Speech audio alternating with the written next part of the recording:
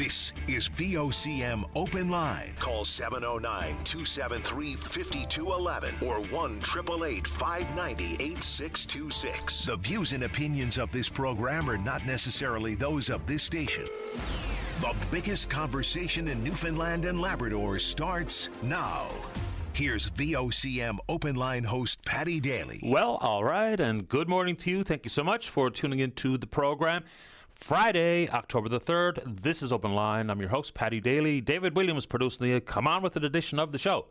So, if you're in the St. John's metro region, the number to dial to get in the queue and on the air is 709-273-5211.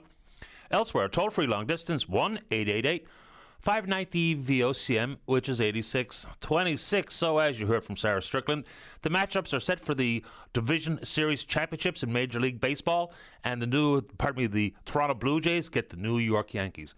I see a lot of Jays fans out there who are hoping to get the Yankees. Look, you got to get good pitching and you got to play good defense, but this is going to be a series determined by the home run, I think. I really do think it. So, the Yankees hit more home runs than any team in majors. 274 this past regular season. The Blue Jays hit 191. That's good for 13th. But the big problem here is also how many home runs the Blue Jays give up. So the Jays gave up 205 home runs, or 209 home runs. So unless we see a reinvigorated Vladimir Guerrero Jr., I don't know, man. But anyway, the series kicks off tomorrow. Games 1 and 2 in Toronto. I think it's 5:30. First pitch here, local time. Anyway, a couple of random baseball notes. So another way to get on base, walk. The record was set on this day, 2001. San Francisco Giants slugger Barry Bonds has walked for the 171st time, breaking Babe Ruth's record, which was set back in 1923. And for baseball fans who are old enough to remember, it certainly doesn't include me, today, October the 3rd in 1951, the shot heard around the world. A walk-off home run by New York Giants outfielder Bobby Thompson, Brooklyn Dodgers pitcher Ralph Branca. They were 14 games back going into the pennant race. And Bobby Thompson, the shot heard around the world. All right, for curling fans. So the next wave of Brier tickets go on sale on October the 9th. There's an early bird opportunity on October the 7th if you sign up for Curling Canada's Collective. The first wave of tickets that went out, they were sold out in less than 2 weeks. So these are going to be a hot commodity if you want to attend the Montana's Brier, which of course between the 27th of February and the 8th of March. And the first wave was 4,200 tickets, gone in less than 2 weeks. So these 500 tickets are going to go quick. 3 different packages available. The championship weekend package, the opening weekend package, or a weekday package. You have to go online, or you go right down to the Mary Brown Centre box office during regular business hours to buy your Brier tickets. And of course, Brad Guzhu in his final competitive season in the field. Okay. So when I saw this story yesterday, I thought, uh-oh. A memo from Newfoundland Health Services talking about the fact that the health authority is not going to be offering discretionary vacation time from February to May next year. Now, they have since revoked or rescinded this, but the ripples are real. Emails from healthcare workers over the course of the night, even after this had been revoked, were furious. Number one, it seems to be way outside the collective bargaining parameters, which is a problem to say the very least. And what we don't know if this revocation is going to be permanent. So it was all in an effort to train staff up to work on the new software called Core Care. All right. It also seems like an awful lot of time for training to take place, and I'm sure people have to be trained on new software. Another question I would have is, number one, this is a problem, even though it has gone by the wayside. Is this Core Care initiative the aftermath of Change Healthcare that came in about 5 years ago to do this kind of scheduling type of software with pretty lucrative contract and huge penalties if the health services did not implement 90 to 95% of the recommendations? So it's gone away for now, but you know full well with an already stressed out, burnt out staff, if they don't hear that this is a permanent relief from these no discretionary holidays, then making matters worse, to say the least. Anyway, see what we can find out. All right, so the different party leaders were asked yesterday on the campaign trail about their thoughts on emergency women's shelters funding. And they've all said it's a top priority and it will indeed be done if and when either party is successful. It does beg the question as to why it's lagged for all these years. And there's a couple of very important points here. For starters, any funding has to keep up with the pace of inflation. And also, if the government negotiates directly with unionised members, sees an increase in pay, the funding for the shelters has to see an increase in pay. So they've all committed to it at this point, but it should have never been this way in the first place. Like we spoke with Lisa Slaney from Grace Sparks' house yesterday. They missed payroll twice. It just can't be the case. In addition to that, we're talking about funding for after women and children have to run for their very lives. But what about the whole conversation about just how prevalent intimate partner violence or domestic violence is in this province? It's out of control. So I don't know how we create some sort of approach when children are in junior high and high school to talk about it openly and honestly, because you know full well some of the children sitting in the classroom have experienced that at their own home. In addition to that, there was pledges made by the government about expanding the ankle bracelet program. So we're already using it for folks who've been released from prisons on temporary absences. But for folks who are being charged with a domestic violence-related crime, the thought was even before you are found guilty is that we'd put an ankle bracelet on you. That's not saying you're guilty before you get your day in court, but what it's saying is, based on history, based on the evidence, the likelihood for violence to see a serious uptick in severity is real. And for conditions of bail and orders of protection, for some people who are willing to break them, they're not worth the paper they're printed on. So I'll throw that out there about the mercy bracelets. One more time. Okay, someone wanted me to put this out there, and let's go and talk about scams for a second. You heard James Cadigan and Jerry Lynn Mackey earlier talking about a scam that's making its way through. But this one, we've talked about it before, but it becomes easy to fall prey to it. And that's if you look at your caller ID and it comes up and says it's the CRTC calling. For starters, the CRTC is not going to call individual Canadians to talk about an outstanding bill for their phone landline. So that's the threat here, is that your phone's going to be cut off in a couple of hours. If you don't press one, Folks, it's simply a scam. Don't fall for it. The CRTC is not going to call individual Canadians about their outstanding bills for anything, including your landline. So let's put that out there. And this one here is a very, very difficult conversation, but let's have it. You've heard me talk about it in the past. But we've seen a dramatic uptick over the course of the last few years, including here in Canada, about sextortion, sexual extortion. 85% of young people are being extorted in this way because what they're online and they get chatting back and forth with someone. Eventually the chat leads to a request for a nude photograph. You send it and then they blackmail you with it, hang it over your head. Since 2021, there's been more than 40 suicides across North America, Australia, and the UK in the last 4 years linked directly to sextortion, 5 of them in Canada. So this is a huge problem. One of the families being interviewed, their 12-year-old boy took his own life over what? The threat of having the nudes circulated and $25. So they look at your friends list, they see who's following ex-celebrities, they target them directly. So anybody, even the most conscientious young person, could fall into this trap.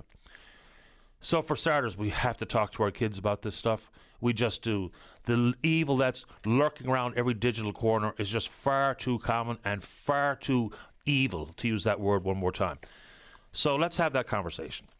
In addition to that, when we talk about body safety and the new program that thankfully is now going to be in the province's K-6 schools, can we not talk about this stuff honestly in school as well? I know it can be emotional and jarring and traumatic, but any layer of protection that we can put forward to ensure that our kids don't fall into the hands of these evildoers. Apparently, there's a group called the Yahoo Boys in Nigeria, and they're responsible for a lot of this stuff.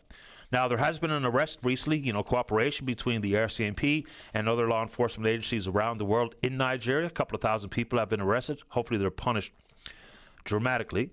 The response here in this country is to introduce more legislation, including inside what is some problematic clauses and impacts of the Online Harms Act. But I think we can all agree, regardless of your political stripe, is that more has to be done on this particular front. Then, for starters, the Online Harms Act can indeed be a heavy-handed approach, and some of it can be problematic. But let's just get down to the brass tacks and agree that this one is not political. This is about protecting children, if you're so inclined in that conversation. So have it with your kids. It's not me telling you what to do. You'll do as you see fit. All right. Plenty of reaction coming in about public safety, understandably so. So we hear the parties talking about hiring more police officers. And when the Premier says that we don't necessarily need more Crown prosecutors because of adding police, because they make the community feel safe, that's right. I do think there's an air of public safety associated with police presence, obviously. But it stands to reason that there'll be more charges laid, more people in the system for an already overworked, overburdened Crown Prosecutor's Office. So I had a couple of people that are siding with the Premier saying, we needn't just spend all this money for the sake of. The problem is, even with the most recent pledge to hire 18 new Crown prosecutors over the course of 3 years, so an average of 6 a year, while we've added 4, 5 have resigned. So we're still one short of where we were prior to that pledge. It's a little bit too important to get it right inside the world of criminal justice. In addition to that, there's a piece of legislation going through Parliament, what people refer to colloquially as jail, not bail. Bail reform is probably required. It would be nice if we could have a pragmatic political conversation about bail reform as opposed to the way it's currently being handled, but bail reform, I think, is probably certainly part of the conversation as well. Of course it is. All right. A few more issues that people will be concerned with in this election campaign. Just a couple of very specifics inside the world of the Upper Churchill Memorandum of Understanding. So up in Lab West, the NDP candidate is accusing the other parties of using the third transmission line into Lab West as some sort of bribe. Look, Lab West needs to expand, and to expand needs power. So I'll leave that one out for your consideration. Also, and even with Senator Wells talking about his concern and the need for an independent review and what have you, I keep getting very similar emails about why aren't we chasing artificial intelligence data centers, which need huge amount of power. Well, for starters, if we just look at the possibility for mining expansion, which is going to happen, and it needs to happen, the power used at a mine and the number of jobs created and the tax base expanded and the royalties to the government far outweighs any economic benefit to very few jobs, even in the construction phase and in the ongoing operational maintenance phase at a data center. I'm not really sure why we all think, or so many people think that's, the be-all and end-all. It's fancy, it's sexy, it's new, but the benefits, I'm not so sure. But let's talk about a couple of warnings put out by the so-called Group of Nine. Very specific. The Newfoundland Labrador Hydro CEO has made inaccurate, contradictory public statements on the central $33.8 billion valuation, which is the underpinning of the deal. Agreed, insofar as the underpinning goes. This is all, of course, public taxpayers' money, and some of it being spent to advertise the merits of the MOU. One more. The board approved selling 40% of Gull Island, North America's most valuable undeveloped hydro resource, without any independent valuation. CFLCO, a debt-free company, owns 65.8% of the people by the people of Newfoundland and Labrador, and currently with a $1.2 billion equity stake, would be saddled with $6.5 billion in new debt. Okay. Look, whether it be for the Premier, and I think even better served, is myself and Dave will one more time see if we can get Jennifer Williams, the CEO at Hydro, to come on to speak to all of these concerns that have been brought forward. Whether it be from the Group or Nine, whether it be from Mike Wilson or others who have been involved in their analysis of what is the upside, the downside, the risk of the Upper Churchill Memorandum of Understanding going forward. And then people will talk about jobs. The caller yesterday talked about all the work that will be done to develop Gull will inevitably be done in the planning stages, the engineering stages, in the province of Quebec. That's probably true.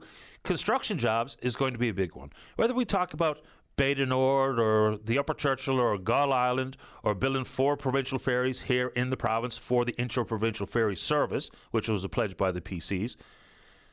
As a result,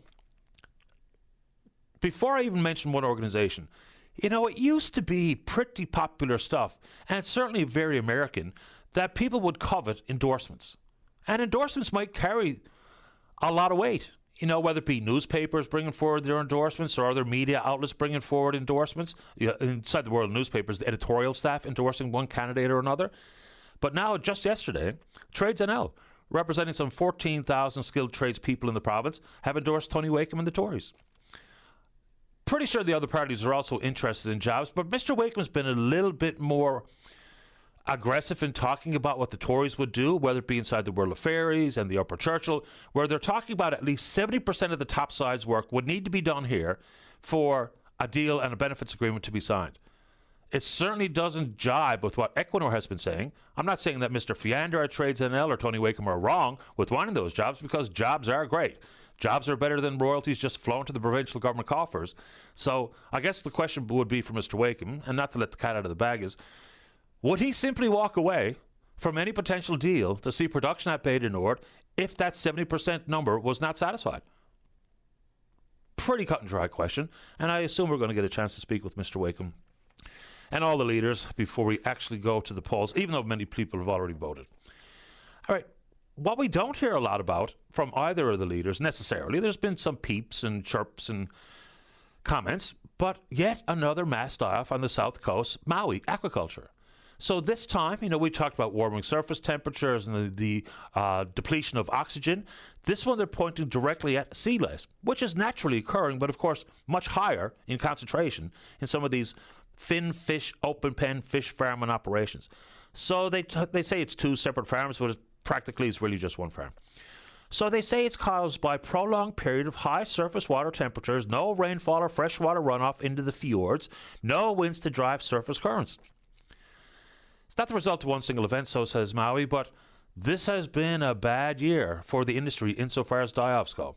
And we know, and I've said many, many times, people understand the economic implications and the jobs that have been created in certain communities, which has been their savior.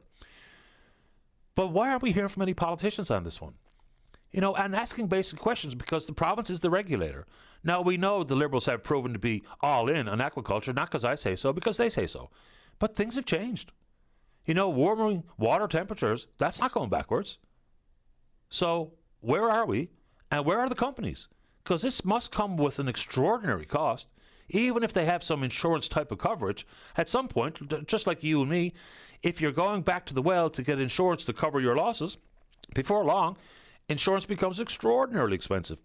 So yet another die-off, and we don't really hear much about it, which I'm surprised. You know what else we're not hearing much about?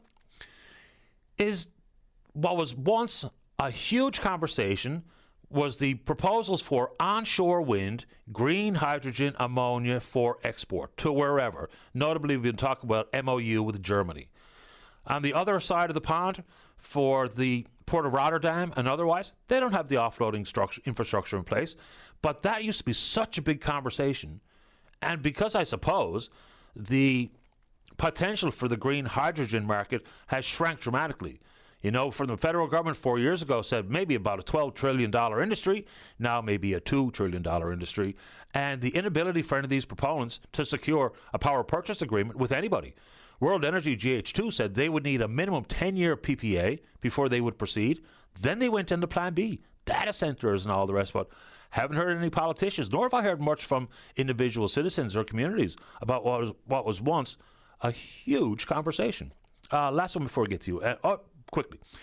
Municipal elections in the rearview mirror, except for in town, in the city of St. John's. Number one, congratulations to every candidate that came forward. And certainly congratulations to those who were successful and now will occupy a seat in council chambers right around the province. So good on you, and we can certainly keep the conversation going with municipal candidates here in the city of St. John's, because they are not bankrolled by deep pockets, and they need to get their message out. Will include door knockers and signs and flyers and calls to this program, because, of course, it's not really the kind of money we're talking about when we talk about provincial or federal politics. Promise, last one. Plenty of questions up along in Ottawa about ethics and blind trust, specifically the Prime Minister, Mark Carney's blind trust. So, of course, he knows what he owns. You would assume so. The issue here is, of course, the political hot potato that it has long been. The rules are governed by legislation. So whether you think it's appropriate or not, and the blind trust is what it needs to be for transparency and accountability and for openness and for us to understand how some political decisions may influence someone's personal wealth, the trick here is what was once good enough for the Conservatives in the blind trust world is now all of a sudden not. How about this? Blind trusts seem pretty ineffective to me. Certainly not the most efficient way. I'm not suggesting anybody that runs for higher office needs to divest of everything they own. No. But if you think it's a bad thing, you think it needs to be improved, let's change the legislation. Let's take it out of the hands of the left and the right, the Liberals and the Tories, the ups and the downs. If the legislation is not good enough for Canadians, and I would suggest it probably is not, let's focus in on changing the legislation. They just can't get out of their own way with trying to get a couple of sound bites on the news or whatever the case may be. So let's have a legislative approach to something that's to the benefit of Liberal and Conservative and different independent, a Rhino Party, Marijuana Party Canadians. not just inside the chambers of Parliament, for Canadians. We're on Twitter. We're VOCM Open Line. You know what to do. Open Line is, email is openline@vosim.com. When we come back, let's have a great show to wrap up the week. That means you're in the queue to talk about whatever's on your mind. Don't go away. Welcome back to the show. Let's go. Line number 4. Steve, you're on the air. Hey, good morning, Patty. How you doing? Doing great. How about you? Doing good, buddy. Yeah, I just wanted to talk about the MOU, I guess, but from the demand side and the power demand side. Okay. I think they've got a good figure of what it could produce on the supply side. But I want to build on what you're talking about in your preamble too on artificial intelligence and just the electricity usage. So, I mean, just for your listeners, there's a new application that came out this week called Sora 2. It was created by OpenAI. I'm not sure if you got a chance to see that yet. I've seen a news story. I haven't dabbled with it yet, though, but I did read that. So Sora 2 is essentially it's a video creator that now includes audio, but it's AI, and it creates video based on text prompts. And just to give you some insight here, so if I wanted to get on that today and create just a 2-hour video, you can do that in 4K resolution on a single GPU, and which is a standard H100 GPU. That, for me personally, to create that 2-hour video, there's enough electricity to charge 150 phones. Now, on a medium-sized stack with 10 GPUs, you could be looking at enough energy to power 15,000 phones. And on a large GPU stack cluster where you got about 100 GPUs running in parallel, you'll be looking at about 150,000 phones that could be charged. So that's just me as one single user creating a 2-hour video. So you imagine the electricity demand, and just to build on that. So today, right now, and you've alluded to this in the past, currently the electricity demand for data centers is about 2% of global energy. Yep. By 2030, which is just around the corner. So that 2025, that 2%, that's about 415 terawatts of power. By 2030, which is 4 years away, that's going to double to 945 terawatts. So that'll be 4% of global energy. And by 2050, McKinsey Global Energy, they've got it estimated that we'll be looking at about 4,500 terawatts. So just by 2050, the AI power demand is going to be 10% of global energy. So I just want to toss those things out there because, I think that, I hear a lot of conversation about the supply side of how much energy could be coming from Churchill and the power of the renewable energy in Labrador. But I want to make sure that everybody has an understanding of what the demand side looks like, because the demand side is extraordinary. It is. And for me, it's the bang for your buck, the cost-benefit analysis, the amount of power for what you actually get in return. I mean, just think about a traditional data center that people would say be familiar with 10 years ago. Consumption, 5, 10 megawatts, somewhere in that neighborhood. For just a modern mid-sized to scale AI facility, about 100 megawatts, which translates to the ability to heat 350,000 homes. There are AI centers being put forward by the Zuckerbergs and the Bezos of the world. We're talking about gigawatts for one facility. Absolutely. So if you break it all down, if you compare the amount of energy required to open a new mine, to expand a mine, and what that means for taxes and royalties and jobs, compare that to the minimal upfront work to build one of these centers, and then the very minimal ongoing operational maintenance work inside an AI center, which inevitably is going to be akin to social media, a net negative for the world. I don't know why people chase around AI. I mean, to use your numbers, we're going to be looking at 4% of the energy consumed globally just for these things? I mean, come on. That's by 2030 and 10% by 2050. There you go. I mean, I'm giving you examples of, me using AI to make a personal video. And, there'll be a lot of that going on. Yep. Absolutely. Listen, I've got an IT background, and I understand the real world application of this thing, what it has been and the opportunity moving forward. So, but you're absolutely right. I walk around with AI glasses on the daily, and if I don't need to reach for my phone, I ask the question, I get an answer through bone conduction on my glasses. It's it's easy, and I'm an early adopter of technology, but in the future everybody will be walking around with disability. The Meta 2 glasses are being released now, and that's actually an upgrade from the set that I use. It has a lens, an actual display, augmented reality lens within the frame, so you won't be using a phone. It'll all be through a headset.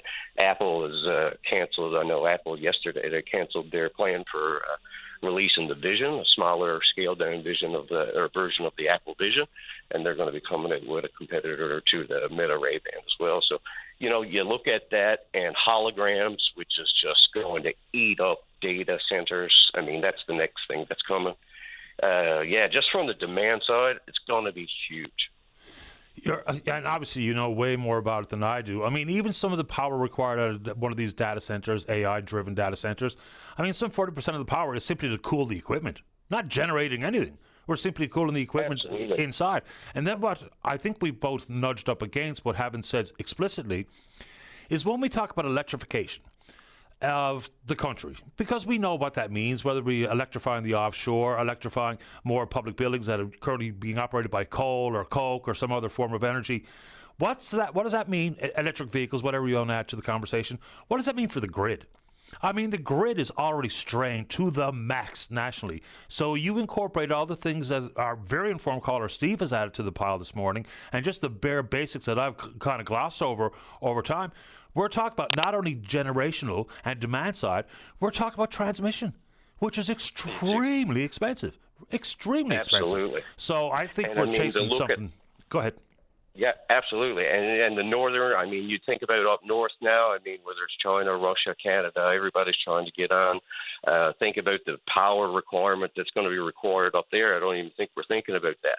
And, when you listen to the Larry Finks, the NVIDIA, Taiwan Semiconductor, Intel, AMD, all of the major players in the chip space, they say, semiconductor, a couple of years ago, it was all about supply-demand issue on semiconductors. But they're very clear now. The issue is not with semiconductors. The issue is with power. And they're very aware of that. And so from the demand side, let's just make sure we've got a very clear understanding of what that demand looks like. Yeah, and yet people who should know better are constantly out there speaking the praises of trying to attract these data centers to where we live. I mean, as opposed to something that is much more valuable in the long term and short-term construction jobs and all the rest that goes with it. Chasing that is because it's new, it's glossy, it's sexy. All the cool dudes, all the cool guys in the big business world are chasing it. Then all of a sudden we all think it's a good thing. When Steve has clearly articulated how it's a very, very time-consuming, cost-consuming, probably net negative thing in the long run. Cheers, Paddy. Have a great day, pal. Good to have you on, Steve. Thanks, buddy. All right. See you bye. I mean, Steve, obviously an excellent call. Knows exactly what he's talking about. So imagine just one of the mid-sized, middle-scale AI data centers consumes enough power to power up 350,000 homes. Why? So we can make videos on our phone. Why? So we can pop into a large language model, ChatGPT, something that spits out the essay that I didn't do on my own accord, but it's due tomorrow at school. Right? Even in the world of the deepfakes, look, for starters, it's already extremely difficult to know what you're looking at, if it's real or not, deepfake or not. Social media companies, they don't care. I mean, they should be obliged by law to tag anything that's created by artificial intelligence, especially deepfake video, be reflected as such. A real big tag on it says generated by AI. So at least we have a fighting chance to know if we're looking at something that's real or it's completely bogus. Let's take a break. Don't go away. Welcome back to the show. Let's go. Line number one, Ralph, you're on the air. Good morning, Patty. Ralph Strickland calling from St. Bride's. I got good news. We got a new mayor, Glen Lake, and a new council as of last night. But my comment is to this guy, David. He had a thing on about me there a week ago or so, and about he knew all my personal information, and the only place he could get that was from the Council of St. Bride's. When I ran against the mayor, and how many votes I had, where I lived, and everything. But I'm not mad at him because it helped to persuade some people in St. Bride's to vote the opposite way.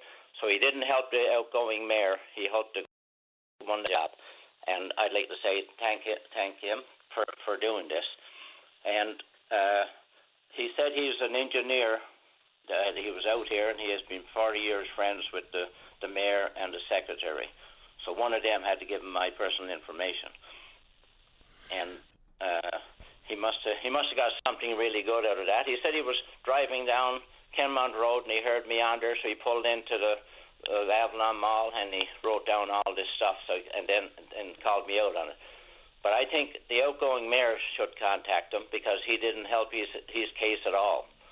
People phoned me after and told me about what was going on. They says, an engineer from St. John's, to know your information, how many votes you got, and where you live and everything, that shouldn't have been given out to an engineer. But isn't that just public information? Like, all the election results will be posted. People will know exactly how many votes one candidate or another got last night. And find out where people live is pretty easy pickings too. So why do you think it had to be spoon-fed to him by an official at the town of Brigus?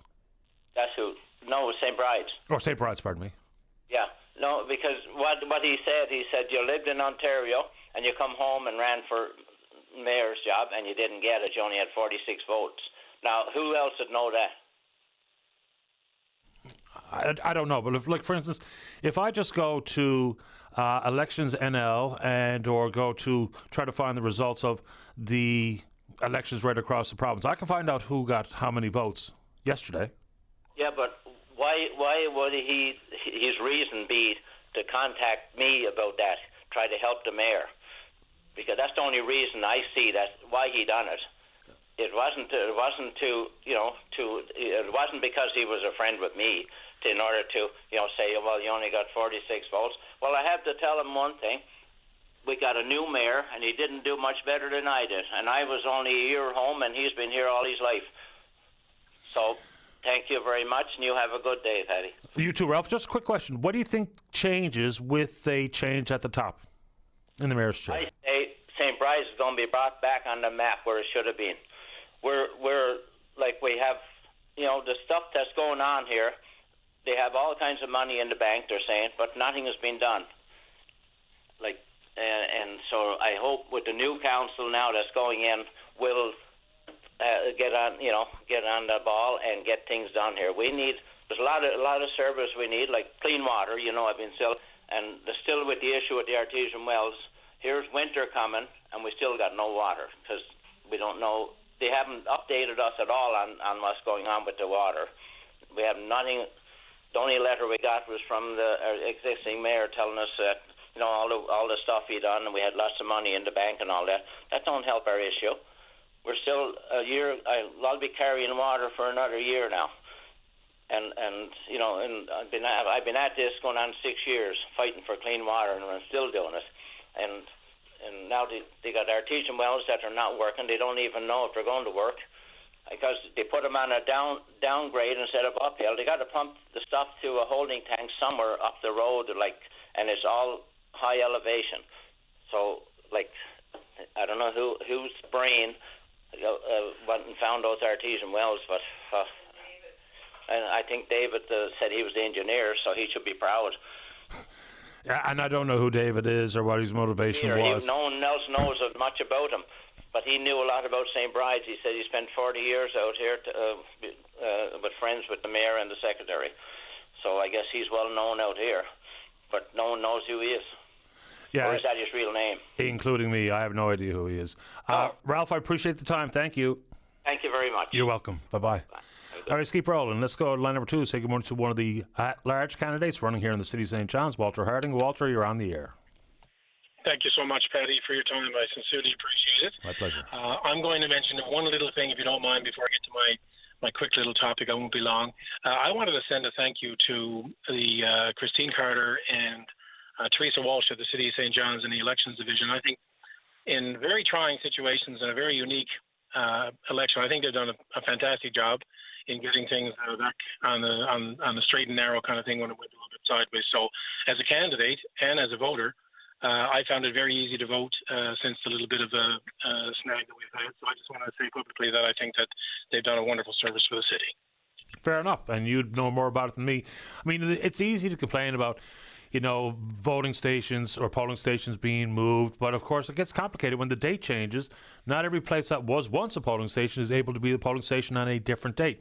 So the snags with Canada Post and all the rest of it, I'm just glad it wasn't my job to try to navigate it. No question about it, me too. I'll be very quick, Patty. I wanted to let the residents of the city know and business owners in the city know that while the councillor position is considered a part-time position, as I've said before, I will be doing it, fulfilling my duties on a full-time basis. 7 days a week, actually. That's anybody who knows me, they'll say, yep, he will be there for 7 days a week. We have a lot of issues to deal with, a lot of big-ticket issues to deal with in the city. I mean, I could mention 10, and then someone would say, yeah, but you forgot about these 10 and those 10. So at the same time, a perfect example would be Sunday. Sunday, I got 5 emails and phone calls from residents with what they said in the beginning of their emails, and they pretty much started the same way, was, well, they're sorry to bother you on a Sunday, but, and their issue was various issues. And my response to them was the same to everybody. Please don't ever apologize for contacting me about anything, because if it drives you to send an email or a phone call or a message on social media, whatever's on your mind that is taking space in your brain that you want to talk about or get solved, it will never be considered there is no situation where I will ever say that's a small situation. Anything that bothers people, anything that keeps them up, this is what a municipal politician is supposed to be like, solving issues that some people might say are minor. And while some people might say, it's a thankless job, Walter, I'm not looking for thanks. I will never look for thanks. I'm on this earth to serve, and I'm so proud to be a candidate. And if by chance I am fortunate enough to have this amazing responsibility on the 8th of October of being one of the 11 people in the city who get to have their hand on the steering wheel, regardless of whether I get elected or not, everybody, please know that I'm here to help you in any way. I've always been. I've never disappeared after an election. And I don't mean to bring you into this, Patty, but I know that you help so many people and so many emails come in, and there's no thanks for it. It's just you want to do it because you help. And that's just the way I am. So I just wanted to send out a quick message off. I do have the time in my life to do the job because there is a lot that we have to get right at the city, and we will get it right because we have to get it right. And that's just the message I wanted to send today, Patty. And I'm glad you did, Walter. Appreciate your time. Have a nice weekend and good luck. Thank you so much. All the best to you. You too. Bye-bye. Walter Harding running at large here in town. Let's take a break. Don't go away. Welcome back to the show. Let's go to line number 6. Jerry, you're on the air. Hey, Patty. Hey. I was calling this morning. I'd like to call on the 3 leaders, Mr. Wakeham, Mr. Hogan, and Mr. Dinn, to make changes to the Newfoundland disability benefit. It's a new benefit for disabled people. It was introduced back in July, but it doesn't go far enough. There are 2 significant changes that have to be made to that benefit. And the first one is to extend the age. It cuts off at age 65. Yeah, it actually cuts off at 64. Yes, I think you're right. Yeah, 18 to 64. And the argument that I've heard made there is that that's when other, obviously you can qualify for your pension prior to being 65 years of age, but then you get into that whole world of the mythical clawback. So that's the argument they make there is you get it in one hand, they take it from the other. Well, this is Jerry? This is an important conversation. Dave, anything on our end here? Jerry, are you still there? Dave, can you pick up the phone and say hello to Jerry and see what we can get going here? Because the disability tax credit is a big conversation here. I mean, right across the country, there are people who actually qualify for the disability tax credit that probably haven't gone down that path of speaking with, and there's a variety of healthcare professionals that you can't speak with. Let's just, while Dave tries to get us re-engaged here with Jerry. So, for starters, if you have a marked restriction are undergoing life-sustaining therapy, and what a marked restriction means is that it dominates the bulk of your day. Walking issues, mental functions, feeding yourself, dressing yourself, hearing, speaking, vision, and other life-sustaining therapies. If you have any of those, then you may indeed qualify for the tax credit, which is the starting point for any of the disability benefits and or for any of the ability to save in the disability retirement savings plan, which is also pretty new here in this province. So that is a conversation that I think more and more Canadians should open up their ears to, because you might indeed qualify and haven't gone down that path. And you cannot get into the Newfoundland benefits without first getting the federal tax credit, disability tax credit. Everything flows from it. Once you have it, you're automatically enrolled in all the provincial benefits, which is $400 a month. The federal benefit is another $200 a month, so $600 a month. The savings plan is also pretty good, but I don't want to steal Jerry's thunder here. The starting point of the age restrictions is an interesting conversation.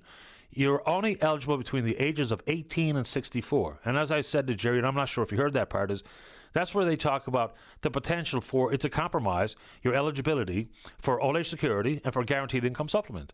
So maybe if you just backed it out and had it as a standalone benefit that was not subject to impeding any of the financial eligibility thresholds, that's a conversation that I guess we could absolutely and should have. All right, let's see if we can get Jerry back, because I'd like to extend that conversation. Let's go to line number 5. Say good morning to Connie Pike with Miles for Smiles. Connie, you're on the air. Oh, good morning, Patty. How's it going today? Not too bad, I suppose. How about you? Good. Patty, wanted to pass along the numbers for September on the number of crimes against children in our 10 provincial courts. My original number had to be changed because of a situation in Twillingate that I'll just expound on in a moment. But the totals for September are 335 cases with 65 people charged. And the reason I had to adjust the numbers and update them was because the RCMP in Twillingate had arrested 76-year-old teacher the middle of September, and he was charged with 15 counts. And they date it back, Patty. This is what's really concerning to me as a person, I guess, who can judge the pattern. This dates back 55 years. His first charge was they went back and charged him for an incident in 1970. And the latest incident was May 2025. And there are 15 charges over that 55-year period. But, Patty, I can assure you, I'd be shocked, actually, if that number doesn't go much, much higher, because normally when we have situations like this, once the word comes out, no one wants to be first to come forward. But when someone does, it's kind of like taking your finger from a dike. So I won't be shocked if that ripples through further in the community and involves more people and there are more charges. So anyway, for now it's 15 counts. I wanted to touch again, we had mentioned on our last call, I believe, we talked about the statistics on crimes against women, and then by default, their children, whether they're in the crossfire or whether they're intentionally and physically abused in that scenario, and pets, that kind of thing. And so we, oftentimes we don't really get a fair assessment of the numbers. As scary as they are, there are other children who are at least witnessing this and living in dysfunctional environments. And in all likelihood, there's some kind of abusive behavior going on towards the children, whether it's just them witnessing and, like I said, getting caught, or being abused themselves, being told not to tell, a lot of cases like that. And I guess what I'd like to emphasize is that these victims, whether they're purposeful or accidental victims of child abuse, they grow to adults who generally have a lot of issues. And I guess that's part of the ongoing battle, to get people to understand about all these connections, about connecting the dots. I always refer to it as connecting the dots because you and I have talked a lot of times about the upriver effect, where we're losing these people and then we're fishing them out of the river, downriver, when it's often a lot harder to get help for them if they have mental health issues, addictions, they're traumatized, PSD, all of those things. So then our work becomes compounded. And I just like to see more prevention work. I really want to see more proactive attitudes and work towards ending, violence. That's our goal. And when we think about this proactive work, Patty, there is no government department that is responsible or has as part of its mandate the prevention of violence against people. And I think that should be disturbing to our politicians. I think that should be rectified by them. I know the last time someone came to my door looking for my vote, I asked them what their stance was on violence against women and children and other people. And this person looked at me like I had 10 heads. They had no answer ready for that. And I guess I should have been asking about bridges or roads or whatever. And the infrastructure, yes, is important, but I think that our people should be considered a little more important. I think the whole issue should be prioritized, and it's upsetting to me for decades now that it's not rectified. And I can tell you there are people who say to me, Connie, why do you keep doing this? I don't have to do it, but and it's difficult to sit down, and it's not an easy task to sit down and be so discouraged when you're counting these numbers. But the mission, I guess, of reducing the crime in the community is what keeps this effort going, because, if I wasn't phoning in and reporting these numbers, nobody would, Patty, and Sure. then it would be even more of a hidden crime. So I just, I had a meeting yesterday with a couple of people from the community who do similar work, and it wasn't encouraging. I can tell you that. It was not encouraging. They were telling me about, and I won't name the group. I don't want to put anybody on the spot. They're government funded. So I was just so discouraged when they told me that nothing's really changed.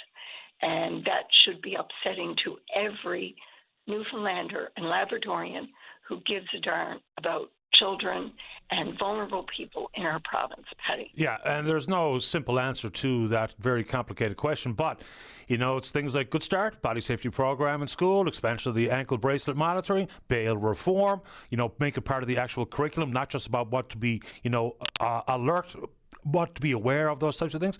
Actually say it in real terms. Just like when we're trying to encourage pragmatic conversations about things like death by suicide. It's not, are you okay? And yeah, I'm okay. Okay, end of conversation. So those few things off the top of my head would start playing a role. I'll add this too, because I am late for the news. You're only talking about things that appear in the court docket in this province. So that's people in our own backyard, these predators. I brought up the conversation of the dramatic spike in the number of sextortion cases. That doesn't even make the radar on the provincial court dockets. And that number has been growing year over year to the point where that's out of our jurisdiction, cooperation with the Nigerians and all the rest of it. But those kids are being abused. Not how it might appear on the court docket here in this province, but they are being abused, make no mistake. And it's led to the trauma that it now includes at least 5 suicides in this country directly tied to sextortion rackets and scams and the evil perpetrated online. So that doesn't even get added into the numbers that you share with us, Connie, and I think that's part of the conversation, and also part of the conversation that we need to have with our kids at home and at school. I'll give you 30 seconds before I get to the news, because I'm really late, unfortunately. Well, I really appreciate those comments, and yes, we're grateful. Our group started in 2018, led by Bev Moore-Davis, to bring the body safety program to Newfoundland. We were way behind the rest of the country. They all had it, and we didn't. And so I'm really grateful that that started this year. And the only thing I'll add, Patty, is about internet crimes. And you're right about the sextortion, but internet crimes have increased exponentially since COVID happened. You know, the women and children who were isolated, the numbers went up, the number of people seeking help at shelters, like that COVID played so much of a role that increased isolation in accelerating the numbers all around. We haven't even gotten a handle on that. I think we're just skimming the surface. I think this is just scratching the surface, the numbers that I give you and what's going on now, especially in terms of internet crimes against children. I appreciate the time, Connie. Thank you. Thank you. I appreciate it too. Take care. Bye-bye. All right, let's get to the news. When we go back, still a ton of time left for you. Don't go away. Welcome back. Let's go to line number 1. Joel, you're on the air. Yes, good morning, Patty. Good morning to you. Welcome to the show. Yes, a nice day out, isn't it? Pardon me? Sorry, go ahead. I say it's a nice day out. Yeah, lovely. Yes. Patty, you don't know when the post office strike will be over? No, I don't. I got a funny feeling it's going to require being legislated back to work, which is not going to sit very well with them, but no end in sight as far as I can tell. No, because I'm waiting on my GST coming in the mail, either. I think there's an opportunity to go to the post office with 2 pieces of ID to get things like your GST check. Now, things like income support and whatnot, they're going to be delivered. But the GST check, I've been trying to figure that out, but I don't think they're going to send it out automatically, but I think you can go collect it. Yeah? We're in the post office? Yep. Yeah? Whatever, yeah, right? Because they got it in the banks today, right? Yeah, I don't know. I don't get one, but yeah, I think today is the day. But if I was you, I would call my local post office and say to them, if I bring 2 pieces of ID, can I pick up my GST check? How about that? What's going on here with the phones, Dave? Joel, are you still there? Because it's still engaged on my screen. I don't know what's going on. Anyway, let's keep going and say good morning to the founding chair of the Food Producers Forum on line number 2. That's Dan Rubin. Dan, you're on the air. Hey, Patty. Always good to talk to you. And as usual, I have a bit of a tale to tell, and then I'd love to get your wisdom focused on this. This is an election issue, and what I'm talking about, as always, is food. And I have to tell you, I've become really bored with the term food security. It's like a smokescreen that hides what's really going on. So these days, mostly what I talk about is food supply. And as you know, our group, our nonprofit group, has been working on... Same thing. Dan, are you still there? All right. So if anyone working in the engineering department is listening to the program at the moment, can you scoot into the booth and say hello to David so we can see what's going on here with the telephone? All right. Hopefully we'll get Jerry back on to talk about the issue regarding the disability tax credit, disability benefits, both from the province and the federal government. There is a threshold for eligibility, but there's also what they refer to as working exemption. So this is a little bit tricky for some.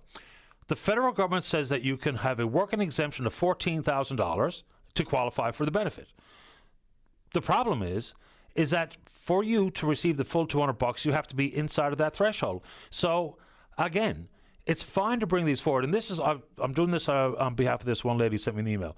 However, the provincial government does not have this exemption. Therefore, my family net income doesn't fall within the thresholds, and I receive $41 of the possible $400. Fair point. You have to be under that low income threshold to qualify for the entirety of the maximum of $400. That's absolutely true, and part of the conversation that if and when we can get Jerry back on the line, that we will add to it just so people know exactly what's going on. And again, I'll just walk through these couple of things again.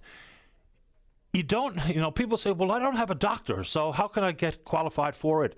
There are different healthcare professions that can indeed be part of this. Like if you're concerned with mental functions, you can get that from a psychologist or a psychiatrist. If it's things like hearing, an audiologist. If it's things like speaking, a speech therapist. If it's things like vision, it could be an ophthalmologist. So you don't have to have a specific family doctor to sign off on your application for eligibility to qualify for the federal disability tax credit, which is where it all starts. So go down that path. And again, don't talk yourself out of it because you might not have a family doctor, because there are other professionals that can indeed be part of signing off on your application. Let's see what's shaking on the Twitter box. We're VOCM Open Line. You know what to do. You can follow us there. Email address is openline@vocm.com. A couple of questions coming in about the sextortion and how federal legislation might be able to address it. It's a fair question, because unless it happens within the confines of Canadian federal jurisdiction, it becomes ultra important that we have cooperation with other countries and their law enforcement and international law enforcement bodies before we see things like some 2,000 arrests made in Nigeria. In addition to that, when I made comment that, maybe not just the conversation at home, but the conversation at school, it might even be of comfort to a child who might be living that circumstance right this very moment to have it discussed in school.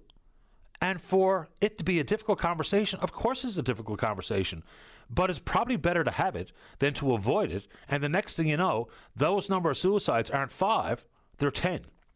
It happens so quickly. And you can be a good, conscientious kid and all of a sudden make a bad decision and a mistake that may indeed haunt you.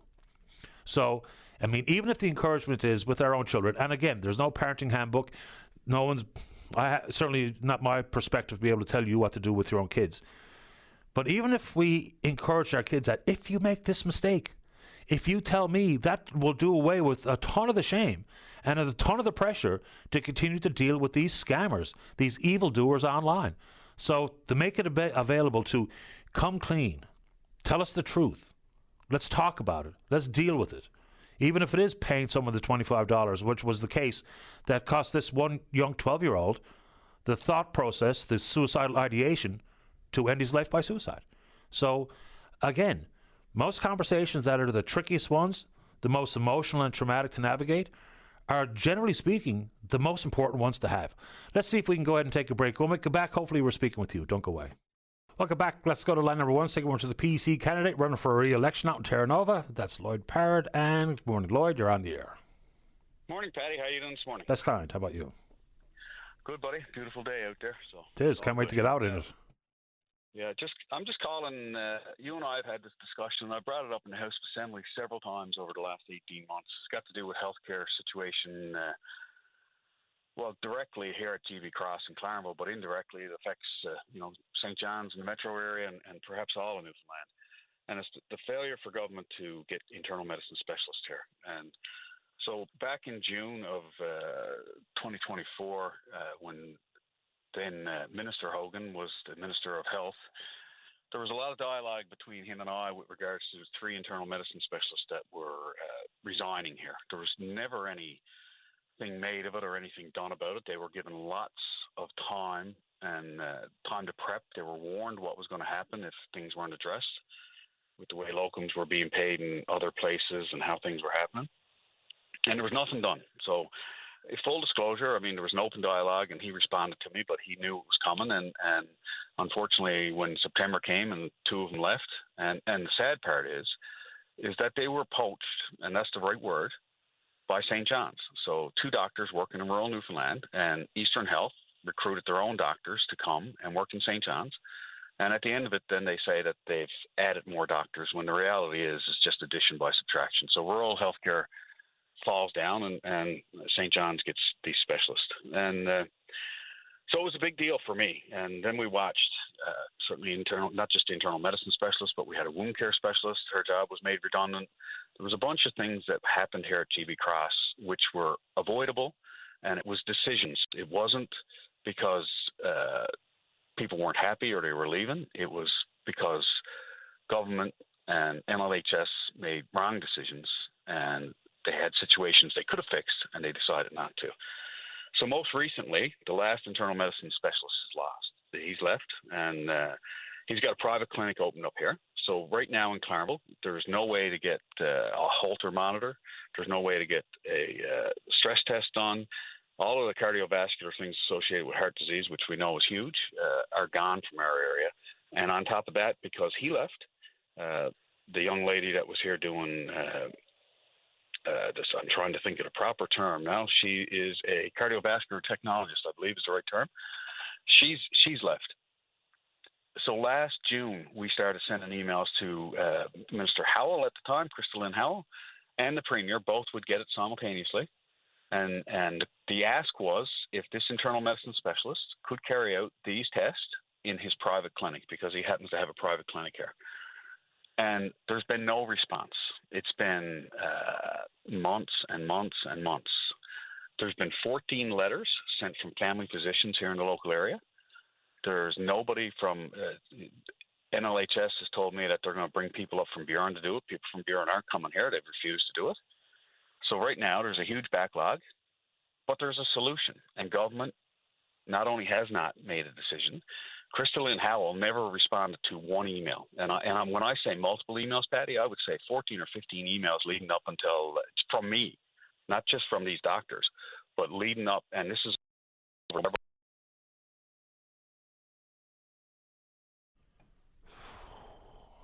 Hopefully Mr. Parr can get back on. Very quickly, and not to take away from his concern, because obviously valid, representing the people he does out in the voting district of Terra Nova. When talking about internal medicine specialists, remember, it's just this summer that there was 5 internal medicine specialists at St. Clair's that offered a mass resignation. Why? There was a bunch of things regarding the workplace environment and a bunch of infrastructure-related matters, and then the loss of the medical residency program at St. Clair's. So basically put in compromise things like the Code Blue team. So how all that gets rectified is an excellent question. And so just to bolster Mr. Parrott's point, and this is not saying, well, it's bad in town too, but the fact of the matter is the system is struggling with specialists. I mean, all 5 at St. Clair's put in a joint resignation back in, I think it was the end of June sometime. So, yes, when we talk about the need for a workplace plan, a workforce plan, and the workload, because remember, at that time when the St. Clair specialists said they are all walking away, the health sciences and their staff were quick to say, we can't take on the fallout here. We're already maxed out. So let's see if we got Mr. Parrott rejoined on line 1. Lloyd, you're back on the air. Hey, Patty, I'm not sure where I got cut off. Can you remind me there? Yeah, you were talking about... The last thing I remember is healthcare professionals from another part of the province that would not be coming to your community. And I think the last one there was a private clinic offering and no response from the minister after 14 emails. Yeah. So what I'm saying about the private clinic is this isn't somebody looking to privatize healthcare either. This is an individual. Their scope of practice says they have to have permission in order to carry out this work. And it's an interesting point that you brought up about the specialists in St. John's. They resigned because they're overworked. They're overworked because government is overlooking rural Newfoundland and Labrador. Now, I can go into St. John's and I can go to a private clinic and have a stress test done in there. There's several doctors, including one of the internal medicine specialists that left GB Cross. So we're speaking in facts here. One of them are carrying out all of this testing in St. John's. But the minister and the premier have refused to allow this doctor to carry it out in rural Newfoundland. So once again, we're seeing a separation of services between rural Newfoundland and urban Newfoundland. And the minister has the ability to rectify it, to shorten the list, to make sure that cardiac patients don't have to drive out over a highway or get in an ambulance, all things that are not only good for the individual, but save money and save stress on the system in St. John's. And they never acted. And they've refused to act. They haven't even responded, which is worse. So, when you're talking about 14 physicians writing letters urging government to allow this, and you're talking about other specialists in the province resigning because they're overworked, because they're picking up the workload. And now take into consideration that this is cardiac patients. I mean, we know what happens if someone has a massive heart attack. They don't stand a chance. Right now at GB Cross, if you have a massive heart attack, you're diverted. They can't even take you. We don't have internal medicine specialists there. And I get the fact that it's hard to recruit, but this has been an 18-month process in which this premier, who says he's going to fix everything, was well aware. We had multiple conversations about it, which this health minister hasn't even responded to an email, not from the physicians and not from the MHA that sits here. Well, there's a bigger problem here, and the bigger problem is that we got a ship, and not only do we not have a skipper, but we don't have a rudder. And at some point, they need to take some responsibility for this. We can fix this issue tomorrow. All they got to do is sign a piece of paper giving this doctor the ability to carry out these tests. Yeah, a couple of things. Like, obviously, if the doctor is qualified, experienced, has the equipment and the tools to do it, then we should allow that person to do it. Why not? I mean, we talk about scope of practice all the time. Yeah. Just but bounce this off you as a member for a more rural voting district. You know, we've heard from your leader about incentives to recruit to the hard-to-fill positions, whether it be Labrador, Great Northern Peninsula, and by the sounds of it, in your area. Is it more pragmatic in the big scheme of things to, you know, offer approvals for that private clinic to do that particular diagnostic or that particular test and expand locum programs? You know, whether it be for nurse practitioners, doctors, registered nurses, whatever the case may be, because we've seen incentives fall flat. And so if we're going to just pretend we're going to spin the wheel again, re-offer incentives, all of a sudden things are hunky-dory in rural Canada, then the evidence is pretty clear that it hasn't worked. So are we talking locums? And I mean, I know people living outside the overpass are saying, well, you shut up. We deserve. You do deserve. No one's not suggesting you don't deserve it. It's the reality of whether or not we can make it happen. Patty, I worked as a recruiting officer for the military, and we could recruit doctors to go into the worst places in the world. And when you look at that situation, then obviously we can fix things in healthcare. That's the first thing I would say. The next thing I would say is that this Liberal government brags about the lenses that they put on everything. They put a lens on everything they do when it comes to legislation, apparently. I would argue they don't. I would argue they don't when it comes to wage parity, you know, a whole bunch of other things. But the reality of it is there's a huge difference between rural and urban Newfoundland, and we ought to put a lens on rural Newfoundland and understand that it takes different things. The reason physicians don't come to rural Newfoundland is because they're paid different. And the argument is that doctors in St. John's are perhaps busier, or they're on a combined plus salary plus fee for service, and they make more and so on and so forth. But the difference is if you're an internal medicine specialist at GB Cross and you're one of, and there's some kind of an emergency that comes in through the door, then your practice is a little different than what happens in St. John's, where you have all of the supports. So, you know, you look at what we do in rural Canada, and there's Northern Allowance and different things out there. Perhaps we need to look at ways to recruit doctors and get them to stay here. And the other thing I will say, and this is from experience, I've got plenty of friends that are physicians, is when we're recruiting doctors from away, and whether that is Ontario or Israel or the United States, people are generally, when they're finished med school, they're generally in some kind of a relationship, and they're generally married to another professional. And we go out and we recruit an individual who's coming from the Middle East. I'll use that as the best example because I've had it said to me to come work in an emergency room in Newfoundland.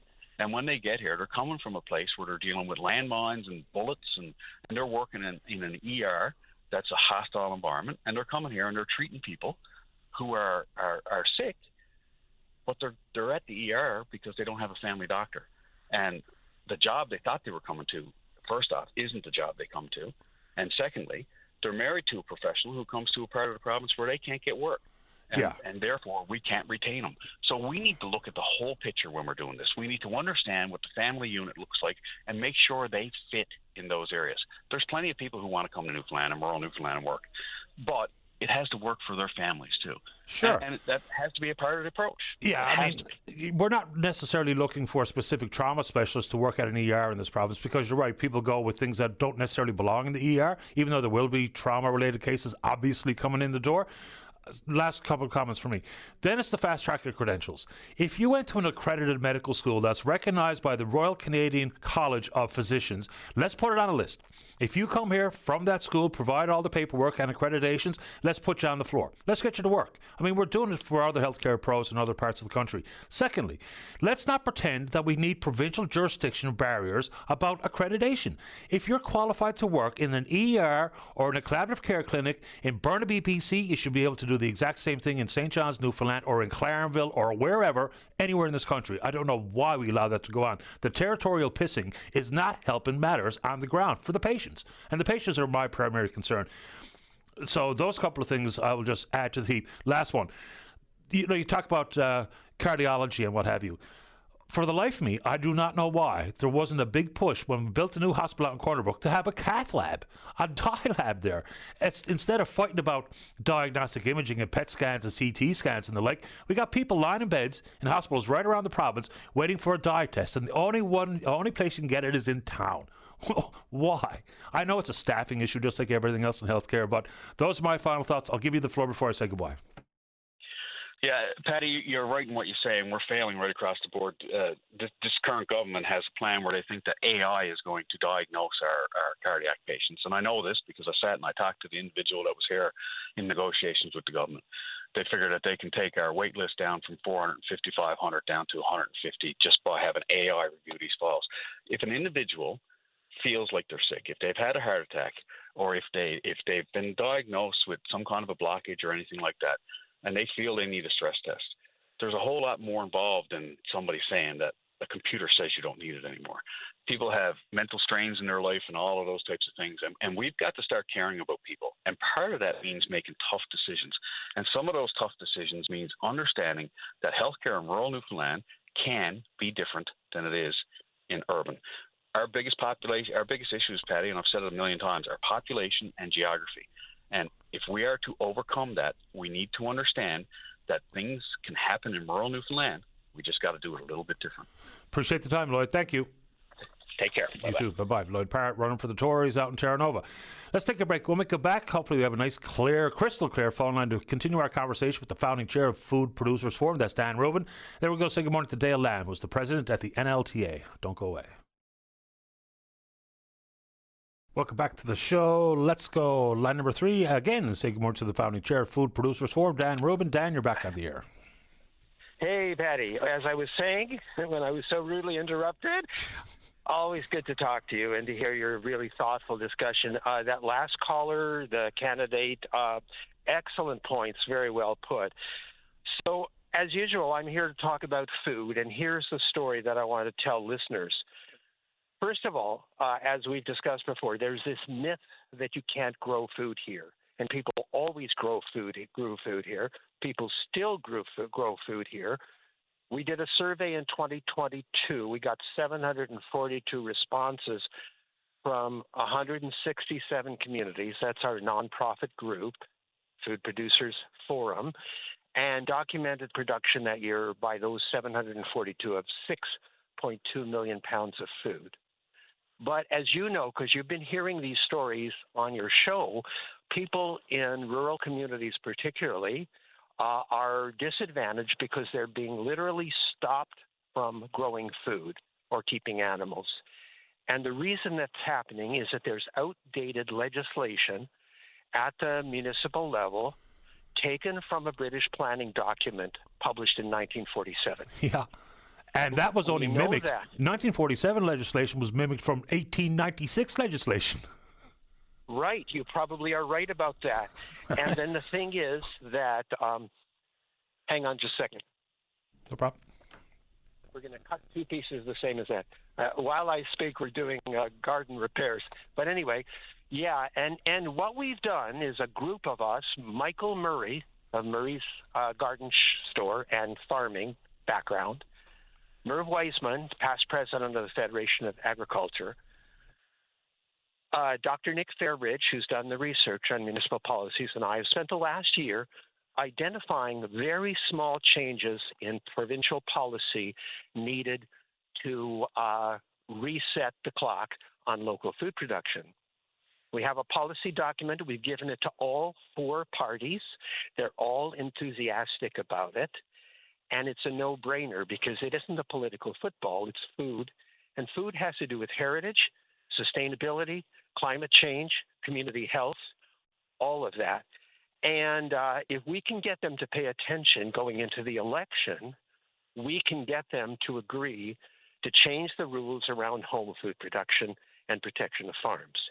So I want to encourage your listeners to go to our website, foodproducersforum.com, and in a splash frame on the main page is a link to the document. Read it, check it out, let us know what you think. But above all, talk to your candidates because the issue is not food security. That's a vague academic term. The issue is where does our food come from? And as you know, that crap in the supermarket is us being prisoners to a corporate food system, and we need to break out of jail. And the way we do that is making these small, and they're very small changes to 5 different provincial acts. And it'll be a whole new landscape with people producing thousands of pounds of food right where they live and sharing it in their community in a community-minded way. Right. So that's my message for today. And I get it. And it's a good message. And I mean, we're not talking about every residential backyard has sheep and cattle and roosters and the like, but a realistic change to legislation to reflect the modern day need to be more self-sufficient. You know, food insecurity or food security, to me, I'll use those terms for individual households, not as a province, because that is completely misleading. So I'm with you. So changing legislation is one thing, but, and I'll get your take on it because you know more about it than I do, is when we talk about the fact that you're 100% right, people have got themselves talked into that we can't grow this and we can't grow that, and we can only grow it for the 3 months of the summer, which is simply not true. I mean, if I had the purse strings, not true. It's simply not true, and I know that to be a fact. If I had the purse strings, and we're talking about food accessibility or food supply, is also a geographical question. It's a proximity question. You know, if we're talking about having to drive extensive kilometers to get some leafy greens, I think there's a return if community gardens were more of a go-to, in addition to changing the legislation. If we covered some of the upfront heavy costs of hydroponic operations, could be part of the equation. So we're just kind of lazy when we talk about this. We'll say, and you've proven this number to be wrong, which I appreciate, 90% of what we consume is imported. No, that's only 90% of what we consume that we bought at the grocery store is imported. So we've just got to change the way we talk about it. Yeah, you're making some great points there, and I totally agree with you that it really comes down to the whole household level. And you can also find our report from the survey on our main page and read it, download it and read it. And one of the most interesting things was that we asked about what you do with the food you grow, not just specifically how many pounds of grapes, how many pounds of broccoli, how many fish. And what we found out is that the food that's grown at the community level is being shared. It's being shared with friends, neighbors, and family. So that gives us not only healthy local food, it gives us a way to distribute it that's much more socially just and inclusive. And so what we're doing as a group now is we have two projects looming, one of which is just waiting for funding announcement after the election. And that project is called Rebuilding Trust in Local Food. And we're going to do a campaign of branding local food and getting the word out that there is local food, it is good, it is affordable, and it's so good for you and tastes so great. And the other one we're working on is a scheme for food distribution that would create 7 nodes along the Trans-Canada between the Avalon and Corner Brook, each of them equipped with a refrigerated shipping container where all the local growers could bring their food that they grow and distribute it using the same online system that the Western NL Food Hub is using and the Avalon Food Hub will be using. And then we could connect people to local supply at reasonable cost. That's the kind of ideas we're working with right now. Yeah, the good ones. We really do need to clear the decks legally with the changes in provincial law. Yeah, increase access for vendors to farmers markets at marginal prices or cost to them. I mean, there's just so much to this. People think about food as just how much it costs to fill up a bag at Sobeys, but that's just a minuscule part of this entire conversation. Dan, I'll give you the floor to wrap it up before we say goodbye. I will agree with you once again. It's always such an inspiration to talk to you and to see how you deal with these issues so thoughtfully, because this is a no-brainer. And the real question, aside from the fact that we can and have and still do grow our food here for people to pay attention to, is food quality. When stuff is grown industrially and shipped thousands of miles, it's not good for you. I mean, you should taste the plums that we just picked up off the ground under my plum trees. They're scrumptious. We need local food, not just for economic reasons because of food insecurity, but we need it for community health. I'll end it there. Thank you so much. Good to have you on, Dan. Have a nice weekend.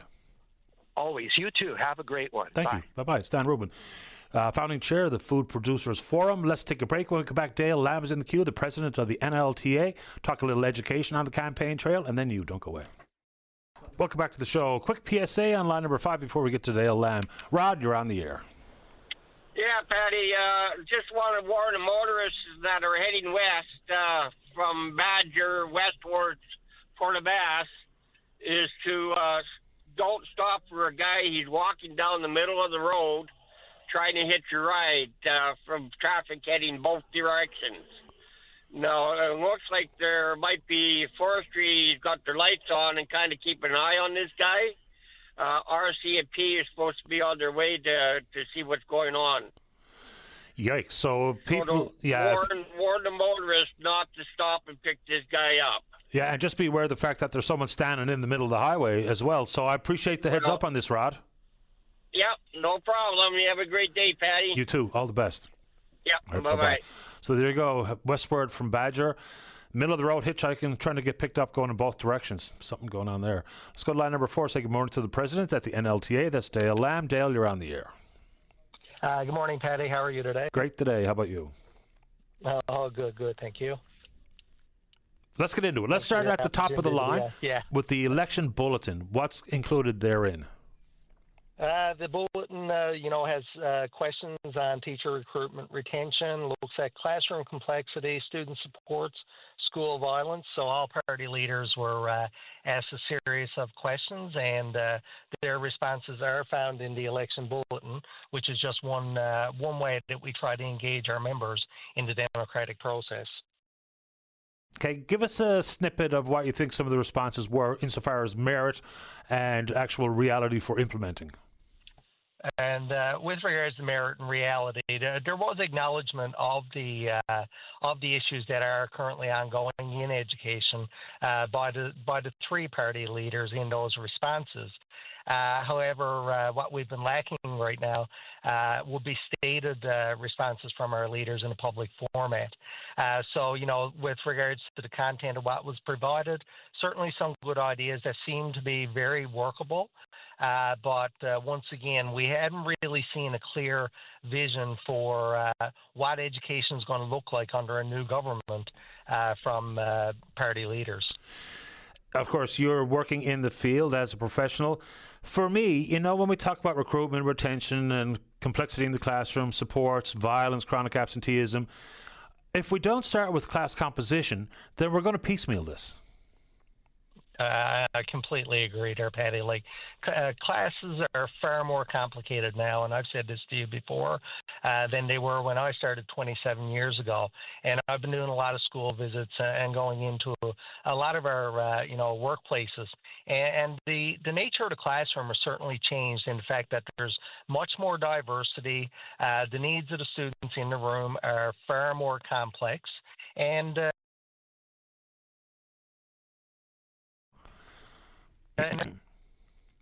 I'm going to put Dale on hold because we need to hear this. Let's see if we have a better chance on line number 2. Joyce, you're on the air.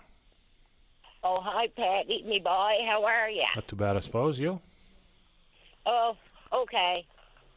A lot on my plate to talk about. The government, for one. Excuse the dog, but she barks at everything. First off, I want to talk about guns. Now, they're doing a buyback on assault rifles. I agree with that. But they're also going to be taking shotguns, 22s, bolt actions. What are people going to do? They're not going to be able to hunt or anything else by the sounds of it. And people got short memories, but if they're hunters, they better know that their guns are all going to be taken or on a buyback. And the farmers won't be able to protect their fields from environments and whatever else. I mean, they need their guns. And the Liberals never would answer any questions. Carney is worse than Trudeau. He's only for the rich.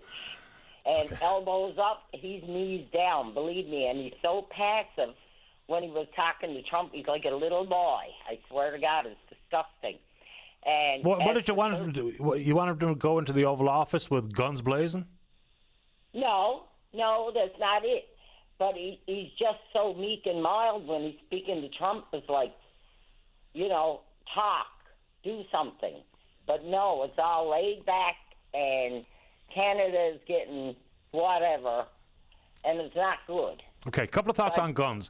So there will still be firearms available for hunters and farmers and everyone to use, but I agree with the summary point that I think there's like 2,500 different models of firearms on the buyback or banned list, many of which do the exact same thing as other weapons that are not banned. Like, a lot of it makes no sense. It really, truly does. There's some weapons that I think really don't belong in the hands of everyday citizens. There's absolutely no need of it. But the way the Liberals have gone about it is just ham-fisted. You know, like I said, there's weapons that are not on the ban list that do the exact same thing, have the exact same capacity of another weapon that looks different, but it's on the list. So, a couple of other things. We have no idea how much this is going to cost. I mean, this gun buyback, they rolled it out as a pilot in Cape Breton. People give estimates of this costing hundreds of millions to into the billions, when we know that if you hear from law enforcement, the Association of Chiefs of Police, and other major law enforcement organizations like the Toronto City Police, they say quite clearly, this will not make us safer. This will not have an impact on crime. And if that's the goal, then the only place to have real impact on crime is to get the handguns at the border before they end up in the hands of the criminals in the big cities. Yes, you're so right. Also, I don't know if people know this, the Liberals, they all stepped down like dominoes when it came to the nursing thing, lying about a nurse and how they were paying for an apartment and this and that. And it was all lies, every bit of it. It never happened. What was lies? And they were renting out places they own for triple what. Oh, man, the phone again. So, we moved on to the travel nurses, did we, Joyce? Okay, so we might have to reboot that phone. I'm going to put Joyce on hold too, because I want to let her finish her thoughts. Like the gun buybacks. I think Canadians, when polled, and this is where polling becomes a tricky piece of business, when you're asked something as vague as, are you in favor of some form of gun control, I think most people would say yes. And you talk about the guns that are in certain different parts of the country. Per capita, Newfoundland and Labrador is at the very near the top of the list with the number of guns per people living in the province. But the problem is clear. If the intention is to make the public safer, if the intention is to get guns out of the hands of the criminals, this isn't going to do it. Don't take it from me. Take it from the associations of police chiefs across the country, from some of the big metropolitan areas like Vancouver, Montreal, and Toronto. They all say the same thing. This is not going to see any reduction in crime. And if we have firearms that have the same capacity, one is banned and one is not because of the look, that doesn't make much sense either. There are some weapons that have been the favorite choice of people who are intending to commit serious crimes that maybe there's a conversation to be had as to whether or not you actually need it or whether or not we should allow people to even have it. But if it's not going to make us any safer and it's not going to see a reduction in crime, then someone please give me some idea as to why we think this is a good thing. Handguns have been traced, that have been seized from the criminal element in different parts of the country, have been traced all the way back into things like gun shows in the United States. It's been done repeatedly. We understand the problem of handguns, and some of the rules have changed regarding handguns and transportation and the penalties associated with having a handgun illegally. But does that really influence the criminal element? The trick is to try to get the handguns at the border before they get into the gangs, whether it be in Toronto or wherever else. People focusing on Toronto, even though in the big scheme of things, big city safety in this world, Toronto is not as dangerous as people pretend it is either. But let's get the guns at the border. Same thing with drugs. We've got an internal problem in the country domestically regarding the amount of drug labs and the influence of foreign bad actors like China and what that means for the precursors of and the distribution of things like fentanyl, even though the number one killer in this province is cocaine. But yeah, let's do more at the border, right? And on that front, given the fact that the border security issue is a so-called national security issue in the United States, does that rationale mean that it's the American Border Services, it's their fault for guns getting in? I'm not suggesting that's the truth, but that's how that stupid argument and conversation goes. Yeah, do it at the border, get the guns right there. How often do we have to be told? The handguns that we repeatedly seize from gangsters, criminals in this country, we can trace the handgun back to a gun show or a gun store in the United States of America. Amazing. Let's see here. Let's go ahead and take a break for the news. When we come back, we'll be speaking with you. Don't go away. You're listening to a rebroadcast of VOCM Open Line. Have your say by calling 709-273-5211 or 1-888-590-8626 and listen live weekday mornings at 9 a.m. Welcome back. Let's rejoin Dale Lamb, president of the NLTA, on line number 4. Dale, you're back on the air. Hi, Patty. How are you? I'm better now that I can hear you loud and clear. Let's rejoin the conversation wherever you see fit.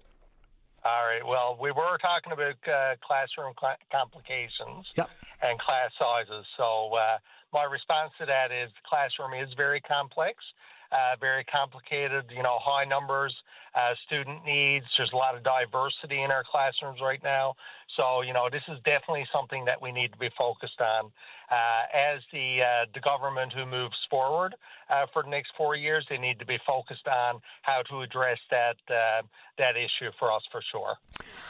How do we realistically approach it? Because what it kind of feels like to me, like even when there's $20 million to hire 400 more professionals, including a variety of assistants to work in the classroom, at some point, we're going to have anyone that needs additional support with any kind of exceptionality. At some point, we're going to have a teacher or two homeroom teachers, depending on class size, plus a big wave of assistants that may indeed just complicate things even further. With so many people and so many different needs and so many murmurs and all that is involved with it being an assistant, then I don't even know if that's the solution. How about you?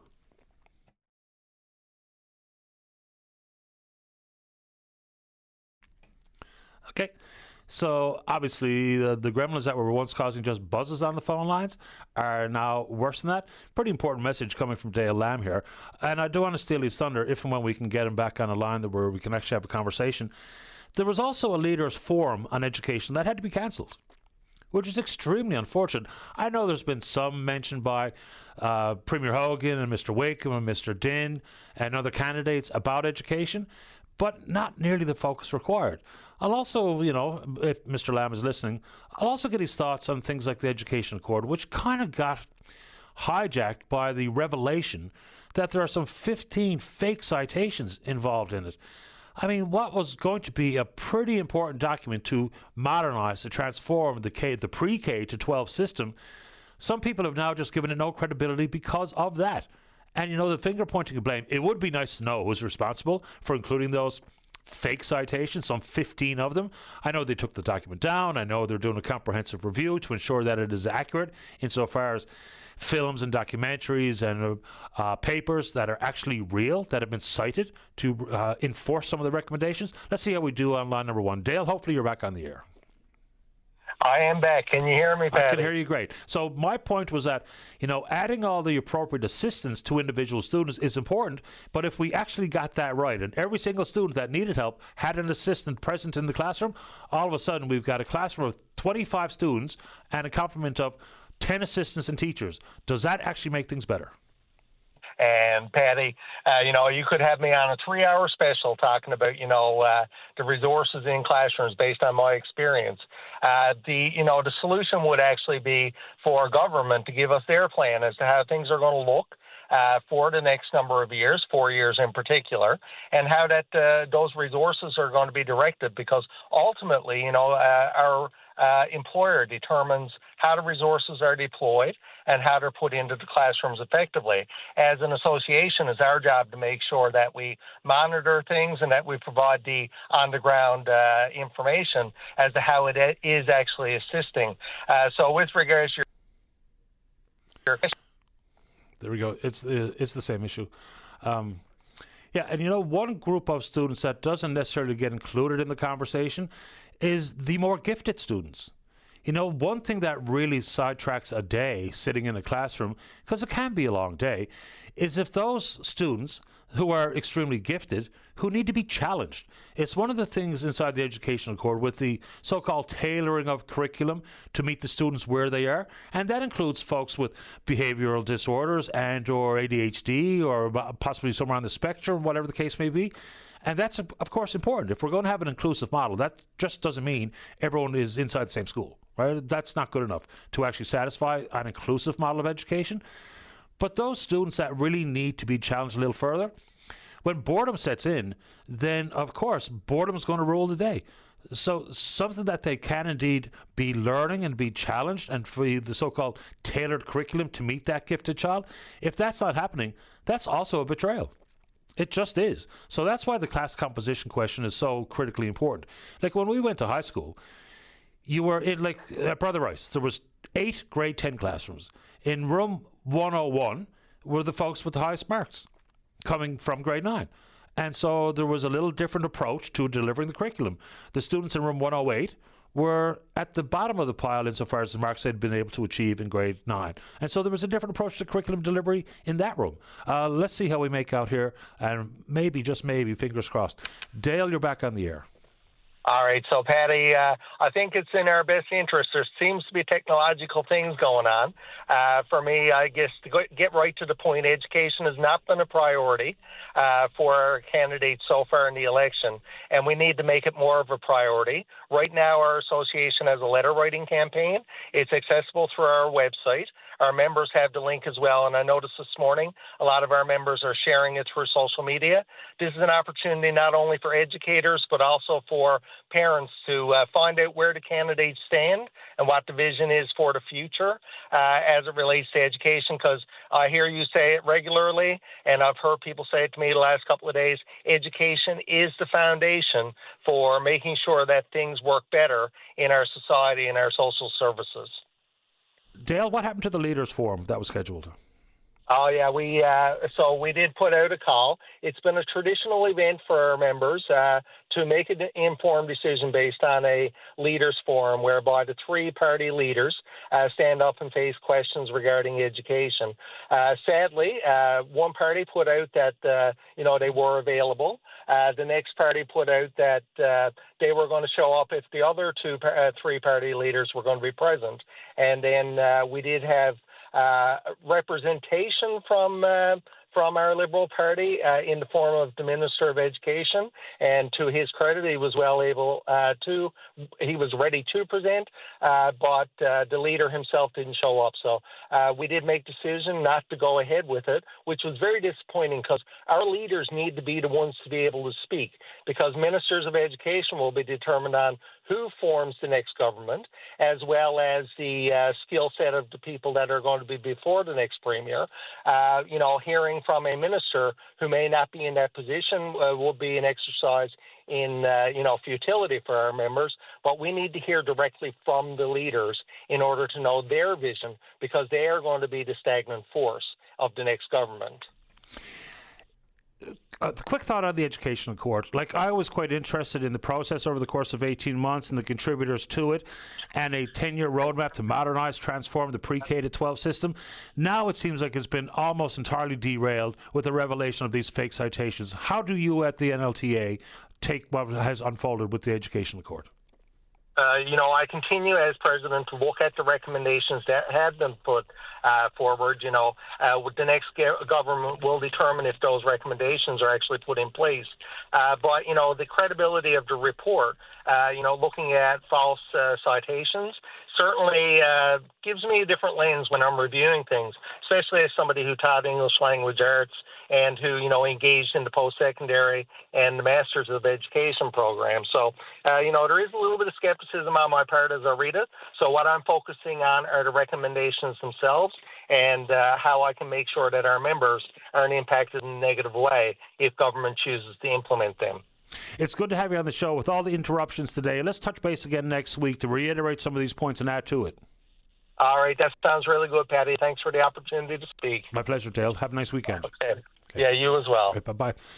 Dale Lamb, president at the NLTA. Let's take a break. When we come back, we're talking old age security. Don't go away. Welcome back. Let's go to line number 1. Harry, you're on the air. Oh, hello, Patty. How are you today? Great today. How about you? I'm pretty good. I don't usually phone in. There's a lot of times I phone and listens every day. But I'm phoning in because I think it's a good time to appeal to all the seniors in Newfoundland. I heard you last week said about 40 or 45% of the people that listen to your show are seniors. So I'm just appealing to them today to listen to what the 2 parties, well, I know it's 3, but the PCs, the Liberals, are offering increase in the old age security. And one of them is offering 10%, one is offering 20%. And I'm just appealing to all the seniors, to whoever offers the most, no matter what your political stripe this time around, vote for them. Hopefully they'll get in. We'll get a few extra dollars on our old age security. Yeah, now, I'm not going to be like the school marm here or just correct you, but just so people know exactly what we're talking about, is the pledge is 10% increase, or I thought it was 15 from the Liberals, but 10%, I'll take your word for it, and 20% from the Tories on the seniors' benefit. Because old age security is, of course, a federal program, but the seniors' benefit for low-income seniors is exactly what they're talking about on the campaign trail. And you're right, there's a difference between the two. That's provincial, right? That's what I'm saying, right? Yeah. Well, usually, what I'm trying to say here is like, instead of going to the malls in the winter to try to keep yourself warm and no food on the table, let's get the increase while we can. No matter, suppose you're PC or Liberal, like, you know, I usually vote for a certain party also, but this time around, I'm going to start looking out for the seniors, because I'm hearing people phoning in appealing for vet bills and all that stuff. I think we should get our priorities straight and look after the seniors first. Fair enough. Yeah, and that pertains. The increase in the threshold to include more seniors is important. I think the seniors benefit applies to around 50,000 seniors here in the province. But yes, if you vote with your pocketbook, there's a difference between the pledges from the different parties on that benefit. You're true. You're right. Yeah, that's all I'm saying. Just this one time around, just vote for whoever is offering the best for the seniors. I know a lot of people around here are either Tory or Liberal. I understand that, but just once, vote with your pocketbook, like you just said. Yeah, and I suppose, like the rest of us, it's important to factor in everything that would impact all of our lives. Like, you know, taking the provincial portion of tax off home heating and those types of things. So, you know, I'll look right across the entire gamut of what's out there that could benefit you financially. Let's make sure we try to talk about it as much as possible so that people know what other parties are saying. That's right. I agree with you. Like, and one party is offering more percentage, and another one's offering the other. But then one of them is offering like travel for sickness and stuff like that. Yep. But to me, food on the table is more important than all of that, right? I understand that if I get sick, I might have to go somewhere. Yeah, you're right. So Harry was talking about the seniors' benefit. And yes, there is a difference there. There has been some expansion, but like most things, and different pots of money and different support programs out there, yes, it's important to talk about what each party thinks is the appropriate increase, but one of the most important facets for me anyway, and I'll leave it up to you what you think, is a lot of the eligibility issues, whether it be to qualify for your guaranteed income supplement or old age security or whatever the case may be, because everyone qualifies for CPP if you're a Canadian citizen and you've paid into the Canadian pension plan. But it's those eligibility thresholds, they need to change. Because what was once $21,000 5 years ago is not $21,000 anymore worth of purchasing power. That kind of gets lost on politicians, where you can talk about a percentage of increase, but if we're trying to help more seniors in this particular conversation, it's the eligibility that doesn't get enough conversation. Because if you're ineligible, because, for instance, you make $2,000 more than the current threshold, then a 10% or a 20% or a 50% increase doesn't mean anything to you. But that $2,000 gap is some of the things that we have to try to talk about how we close it. Because again, and I think this is demonstrably true, if a cutoff threshold for whatever program is $21,000 net income, well, 5 years ago you could buy X with that. Now you can buy far less than X. So that threshold conversation is something that really deserves a bit more conversation, because if the goal is to capture more people with these levels of support, whether they be related to consumer price index or whatever, index to inflation, which generally speaking is the CPI, is, yeah, let's try to capture more people with these types of supports. Because if we don't, then there's going to be other types of financial supports that just require another layer of bureaucracy, cost more, and don't achieve something as fundamental as making that 21,000, pick a number, 24,000. Whatever it is, so people that need that type of help get that type of help. Because remember, if we're talking about being cold, or we're talking about being hungry, or we're talking about the inability to cover your entire prescription cost, then what do you think the outcome is? The likelihood of you becoming ill. And then what? So many different things where you have the potential to interact with the healthcare system in particular, then let's just figure it out. Same thing, and I'll go back to the well here on this one, is we do need, whether it be Premier Hogan and or Mr. Wakeham or Mr. Dinh, to describe, if they understand, as to why we have not yet signed on to the National Pharmacare Program, which covers diabetic medications and supplies and contraceptives. I'm paying for it already. We all did our taxes back in the spring. I paid my federal tax, so I'm paying for the program. Why have we not signed on? Where are the negotiations? And would either a leader or another pledge that on day 1 or day 5 that we would sign on to something that we're already paying for? Not every province has signed on yet in full, so there's a pretty good question to be asked as to why. Then we did indeed sign on to a few things, like the $10 a day daycare. We signed on the school lunch program. I think we're first out of the gate on the school lunch program. And yes, to expand an opportunity to have a nice hot lunch at school is obviously important. My question there would be, not every school is built the same way. Not every school even has space for preparing meals and or the resources to deliver meals. Like my kids went to school at a school with no cafeteria. None. The space to actually put the meals together, non-existent. So how do we accommodate schools that through no fault of their own and the students through no fault of their own are going to a school with no cafeteria? All right? No kitchen. That's the word I was looking for. Imagine I couldn't think of the word kitchen. No kitchen. So expanding the program, how? Because some of that money was not only to cover the cost of the food, was also to cover the cost of potential infrastructure upgrades so they could accommodate the school lunch program. So just a few of those that we'll throw around. Also reflecting back to Dan Rubin, the founding chair of the Food Producers Forum. Good question being asked by a listener via Twitter. I'll bring it up so I don't misquote. Talking about food shortages, what's on the go with 60 White Hills Road in the East End? Excellent question. That was the big hydroponic facility that was built by Canopy to grow marijuana. Never grew a bud of marijuana there. That industry obviously was nowhere near what they thought it was going to be, financially speaking, nor is the windfall of taxes on cannabis products what the provinces and the federal government thought it would be. This is my understanding. If I'm wrong, set me straight, because I'm not entirely sure here. But I believe that lease that was owned by Canopy and a numbered company is just about to expire. So then what becomes of it? I really don't know. But that's an excellent question, because it's a massive facility and could grow a lot of produce or whatever people think is the right product to grow in there. And I'm going to stick by my thoughts about, like Dan Rubin is 100% right. The legislation that governs municipalities about backyard farming and homesteading is old. Way too old. Needs to change. There's no good reason why we're abiding by British legislation that was last penned in 1947. In addition to that, if there is some monies out there for community gardens to be established, what have you, but it's expensive to get into the world of hydroponics. The upfront costs are prohibitive for a lot of folks who would be interested in doing it. Not everybody wants to be a farmer, but if we, for instance, created access to food, created jobs to manage the facilities, and to harvest the produce or to harvest the goods that are grown inside a hydroponic facility, to reduce the need for people to get in their vehicle, to travel far afield from smaller communities in this province simply to get access to decent food. Boy, there's some solutions that are available there, aren't there? Kind of feels like it to me. Let's check in on the Twitter. We're VOCM Open Line. You know what to do. Email address is openline@vocm.com. Harry's back in the queue to finish his conversation regarding the seniors benefit. Ambrose wants to talk a little GST. Then we're going to talk government policy in the broad strokes with one of the candidates running for the Tories. Mount Pearl North, that's Jim Lester. Don't go away.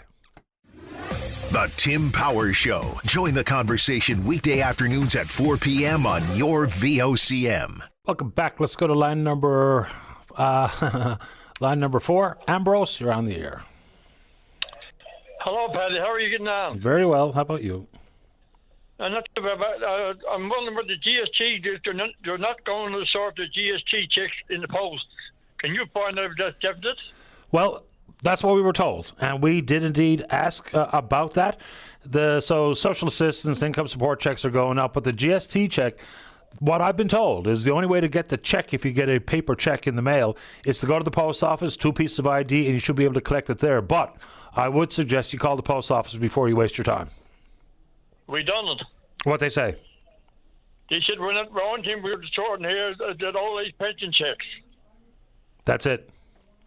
So how do people supposed to get the GST off, Paddy? That's an excellent question. I mean, we've got a request in to Canada Post and to the union about a variety of things like this. So they were quick to go in and try to help get the ballots delivered, but people might be relying on the GST check. So let me do some follow-up, Ambrose, and I'll get a definitive answer as soon as possible. Thank you very much. Bye. You're welcome. All the best. All right. Bye-bye. Look, if we're including income support checks going out, and that's the right thing to do, is if people qualify for GST rebates, then they probably also really need that rebate.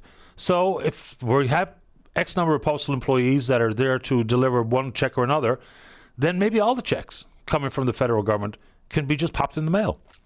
I don't know how much additional effort there would be involved with that, but that sounds like a pretty wise thing to me. Let's go to line number 1. Gus, you're on the air. Hello, Paddy. How are you this morning? I'm okay, thank you. How about you?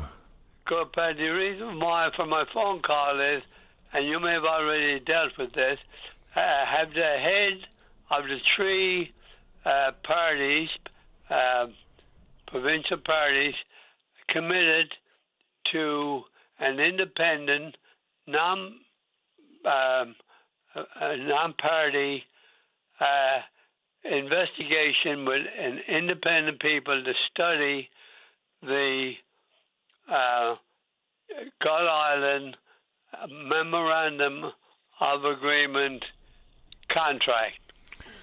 Short answer is they've all commented, but let's see here.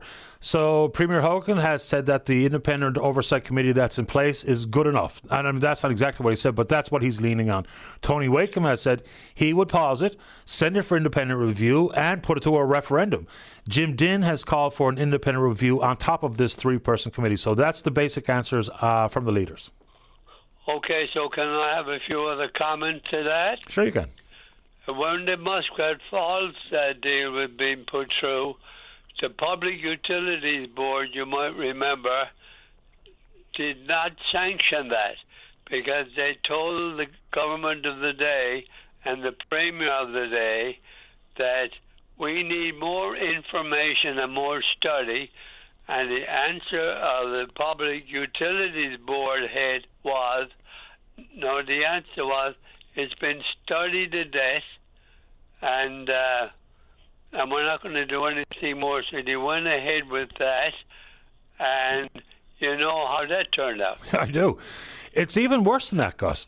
What they also did, in addition to what you mentioned, is that they took the PUB out of Muskrat Falls in its entirety.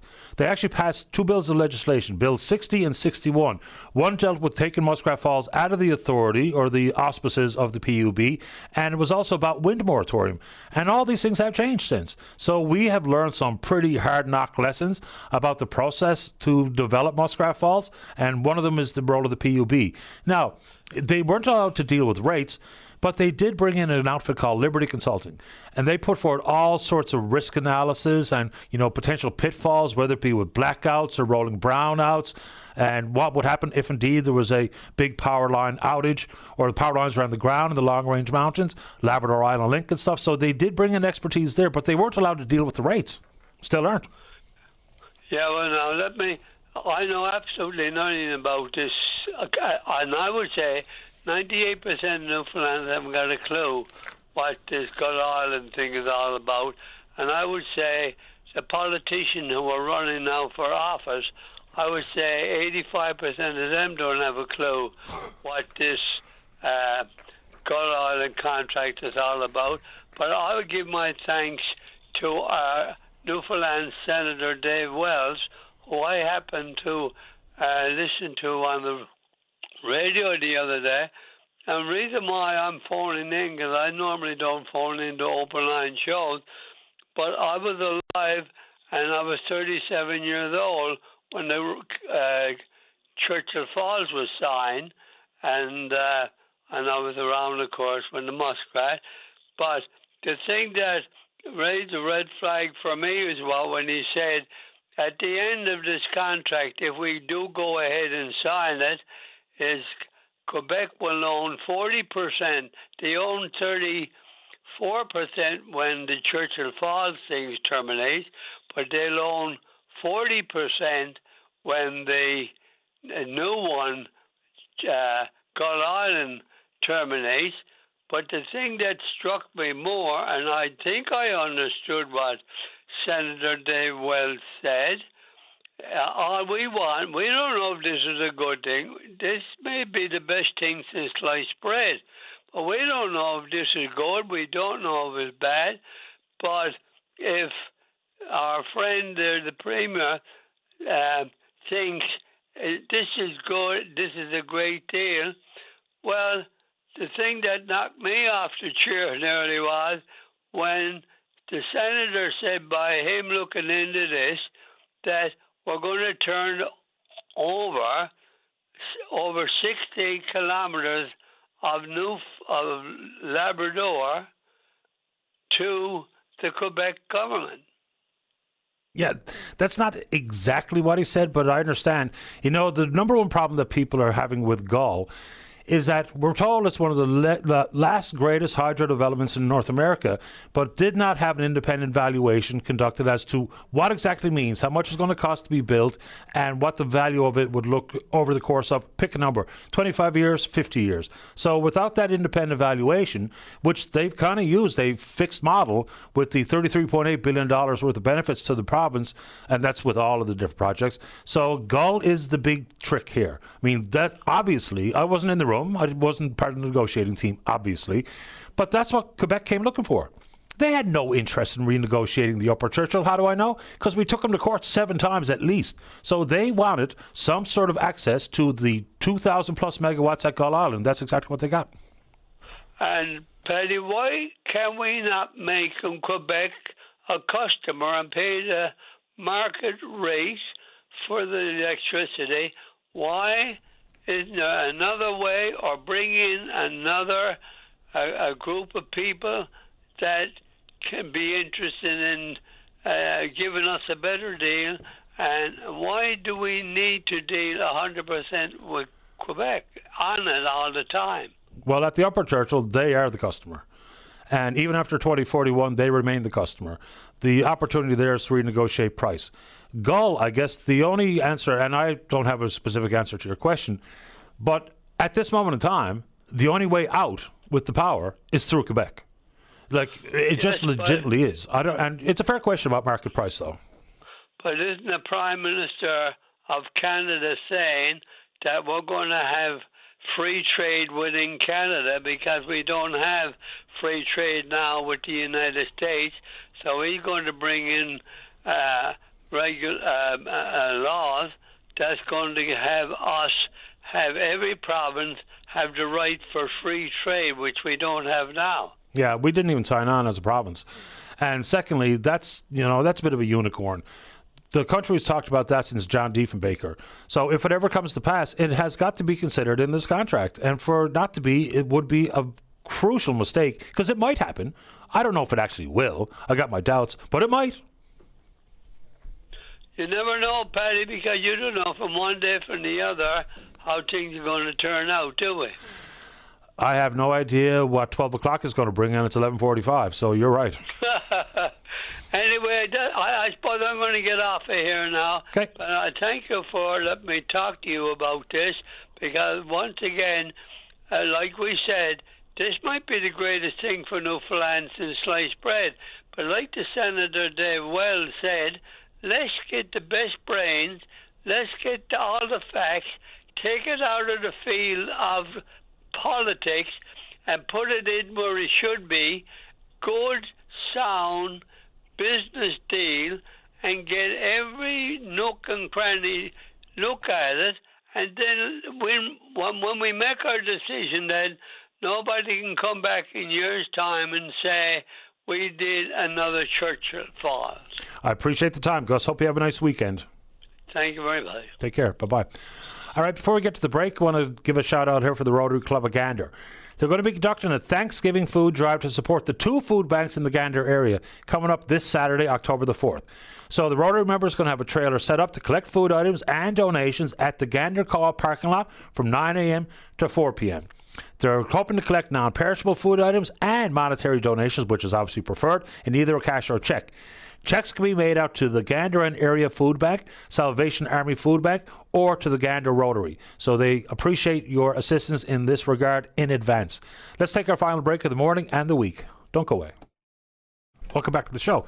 Let's go to line number 3. Kevin, you're on the air. How you doing, Mr. Daly? That's kind, you? Good, man. Just making a comment on the doom and gloom that we got going on in our world. There's a brightness to it. The thing is I went to Dominion the other morning, and I only had 2 items, and I went to the checkout. One checkout open. It's not a complaint. And the lady in front of me had a full tote, you know what I mean, like of her groceries. Mm-hmm. And I was stood there, and I said, oh, okay, I'll wait, no problem. And she looked at me and smiled and took the items I had. And I assumed that she was letting me go ahead of her. So, and she went up to the checkout, and she said, I'll pay for these. Now, my friend, that was the best thing and the brightest thing happened to me in a long while. I loved her, told her to have a good day, and that I would pay it forward. So there are good people out there. So don't let it be blinded. And I thank you. And I'm glad you called because, look, there are a ton of very difficult issues out there, no doubt about it. There are a ton of people struggling, but at the exact same time, there's good, generous, honest folks out there doing good things and honest things every single day. It was super for me to hear a good news story today because I unfortunately don't get a lot of them to share here in this program. So I'm glad it happened to you, and I'm glad you plan on paying it forward. Thank you, my friend. Appreciate your time. Have a nice weekend, Kevin. You too, sir. Thank you. Bye-bye. You know, every now and then I get a request or requests that we should pick a day, you know, once every couple of weeks or whatever the case may be, where it's nothing but good news. Now, it makes sense. It's not exactly how the show is designed, but I'll put it out there one more time. You know, you hear some of the stories, you hear some of the issues that we discuss here, but if you've got a little chunk of good news or about an act of kindness or generosity that you want to share on the show, it kind of becomes infectious. People hear it, and the next thing you know, they're doing something similar where they live if they have the resources or the capacity to do it. And one more reminder, it costs absolutely nothing to be kind. Nothing. 0 cents. Let's go to line number 5. Harry, you're on the air. Oh, yes, Paddy. How are you doing, bud? Yes, Our call got dropped that time, right? Yeah. I just wanted to call back. I'm going to keep you very long, but okay. I just wanted to take the last opportunity to appeal to all the senior citizens to vote with the pocketbook this time instead of the way we always vote. Instead of going PC, Liberals, I know I'm repeating what I just said earlier, but I just want to get the point across. Vote for the party that's going to give us the most for the seniors. We paid our tax our whole lifetime. I think we deserve a little bit more out of us. That's all I had to say about it. And I appreciate the time, Harry. Thanks a lot. Thank you very much, Paddy. Bye-bye. Bye-bye. Yeah, and I'll go back to the same old well on that particular conversation, is if we have income thresholds for qualifying for one thing or another, disability benefits and or old age security or guaranteed income supplement or whatever it is, we really, you know, I understand the conversation when people say we just need to pay more on these types of pots of money, and I'm not going to argue with that, but the conversation that does not get dealt with by politicians is adjusting the threshold upwards. I mean, like even in old age security, and people were quick to take the government to task about back in June 2022 when they increased old age security by 10%, but only if you were 75 years of age or older. I mean, we even had the Minister of Finance at the time, Chrystia Freeland, on the show and asked her straight up, why just 75 plus as opposed to 65 plus? It was sort of a nonsensical answer about, you know, after 75, you incur more bills, medically or otherwise. Well, give me a break. From 65 up, you have similar chances of falling ill. And one thing that is indisputable is, regardless of how old you are as a senior citizen, if you go to the grocery store, for instance, it costs the same for everybody. There's no adjustment on price if you're 65, 66, or 76. Same thing when you go to pay your insurance bill, or your home insurance, or your cell phone bill, or your internet bill. So the argument basically, if they're being honest, it was simply about money. To leave it at 75 plus would save the government millions and millions and millions of dollars because they didn't cover all the folks that were in between 65 and 75. So it made no sense to me. On that front, and I'm not entirely sure how we handle this or how we address this, but with the new stats coming from Stats Canada regarding the aging demographic of this province, and again, someday I hope to be a senior, is if there's 25% of the people in the province who are 65 years of age or older, it's the first time in history that any province has passed that threshold. The median age in Newfoundland and Labrador is 47, which is the highest in the country. It's one thing to point it out. It'd be also extremely helpful if we could hear from folks who are running for elected office to tell us how they hear those numbers, what those numbers mean to them, how we're going to adopt and to craft public policy to accommodate those numbers. You know, because I'm not going to say worse, but it is going to change, and that trend will be upwards. Just think about it. How many people in that age demographic, they've spent the last, pick a number, 30, 40 years living somewhere else in Canada, working, having a family, and upon retirement to come back to the roots and moving back to the province. So it's impossible simply to capture and look at the number of people living here today and say, well, this 59-year-old in 6 years is going to be 65. By the time that 59-year-old turns 65, there will inevitably be a bunch more folks at the age of 65 or older that are moving back to the province for the first time in decades. So just to look at the numbers as a quote-unquote snapshot in time is probably missing some of the important features of that conversation because people want to come home. I lived away. One of the things I wanted more than anything else was to come home. And thankfully and luckily we had the opportunity. I arrived on Thanksgiving Day of the year 2000. So looking at those numbers, we've got to be careful that we include the others who will be senior citizens moving back from wherever they were over the number of years. Dave, am I taking that, or are we going to hold off and try to get that called maybe on Monday? So we have possibly some upgraded telephone systems. Just very quickly. So as faithful listeners to the program, which I really appreciate, is with the interruptions with the phones and stuff here today, we're navigating the best we can. There's new phone software that the kinks obviously haven't all been worked out, but the engineering department's working hard on it. So we hope to have that all figured out for the program on Monday. I know it's probably frustrating for the listener and for the callers who've had their stream of consciousness or the stream of thought interrupted. So hopefully we get that rectified. So we appreciate your patience with sticking with us here today. Final check-in on the Twitter box before we run out of time here this morning. We're VOCM Open Line. Please do indeed follow us there. Welcome any feedback or commentary about what you heard on the show, whether I said it or one of the callers said it or suggested content for anywhere into the future. We appreciate all of it. Email address is openline@vocm.com. One last reminder for the folks out in the area of Gander.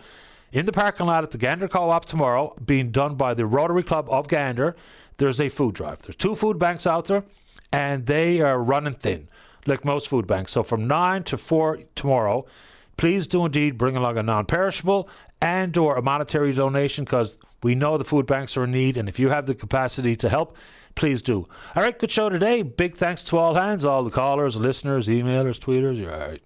We will indeed pick up this conversation again on Monday morning, right here on VOCM and Big Land FM's Open Line. On behalf of the producer, David Williams, I'm your host, Paddy Daly. Have yourself a safe, fun, happy weekend. Talk Monday. Bye-bye.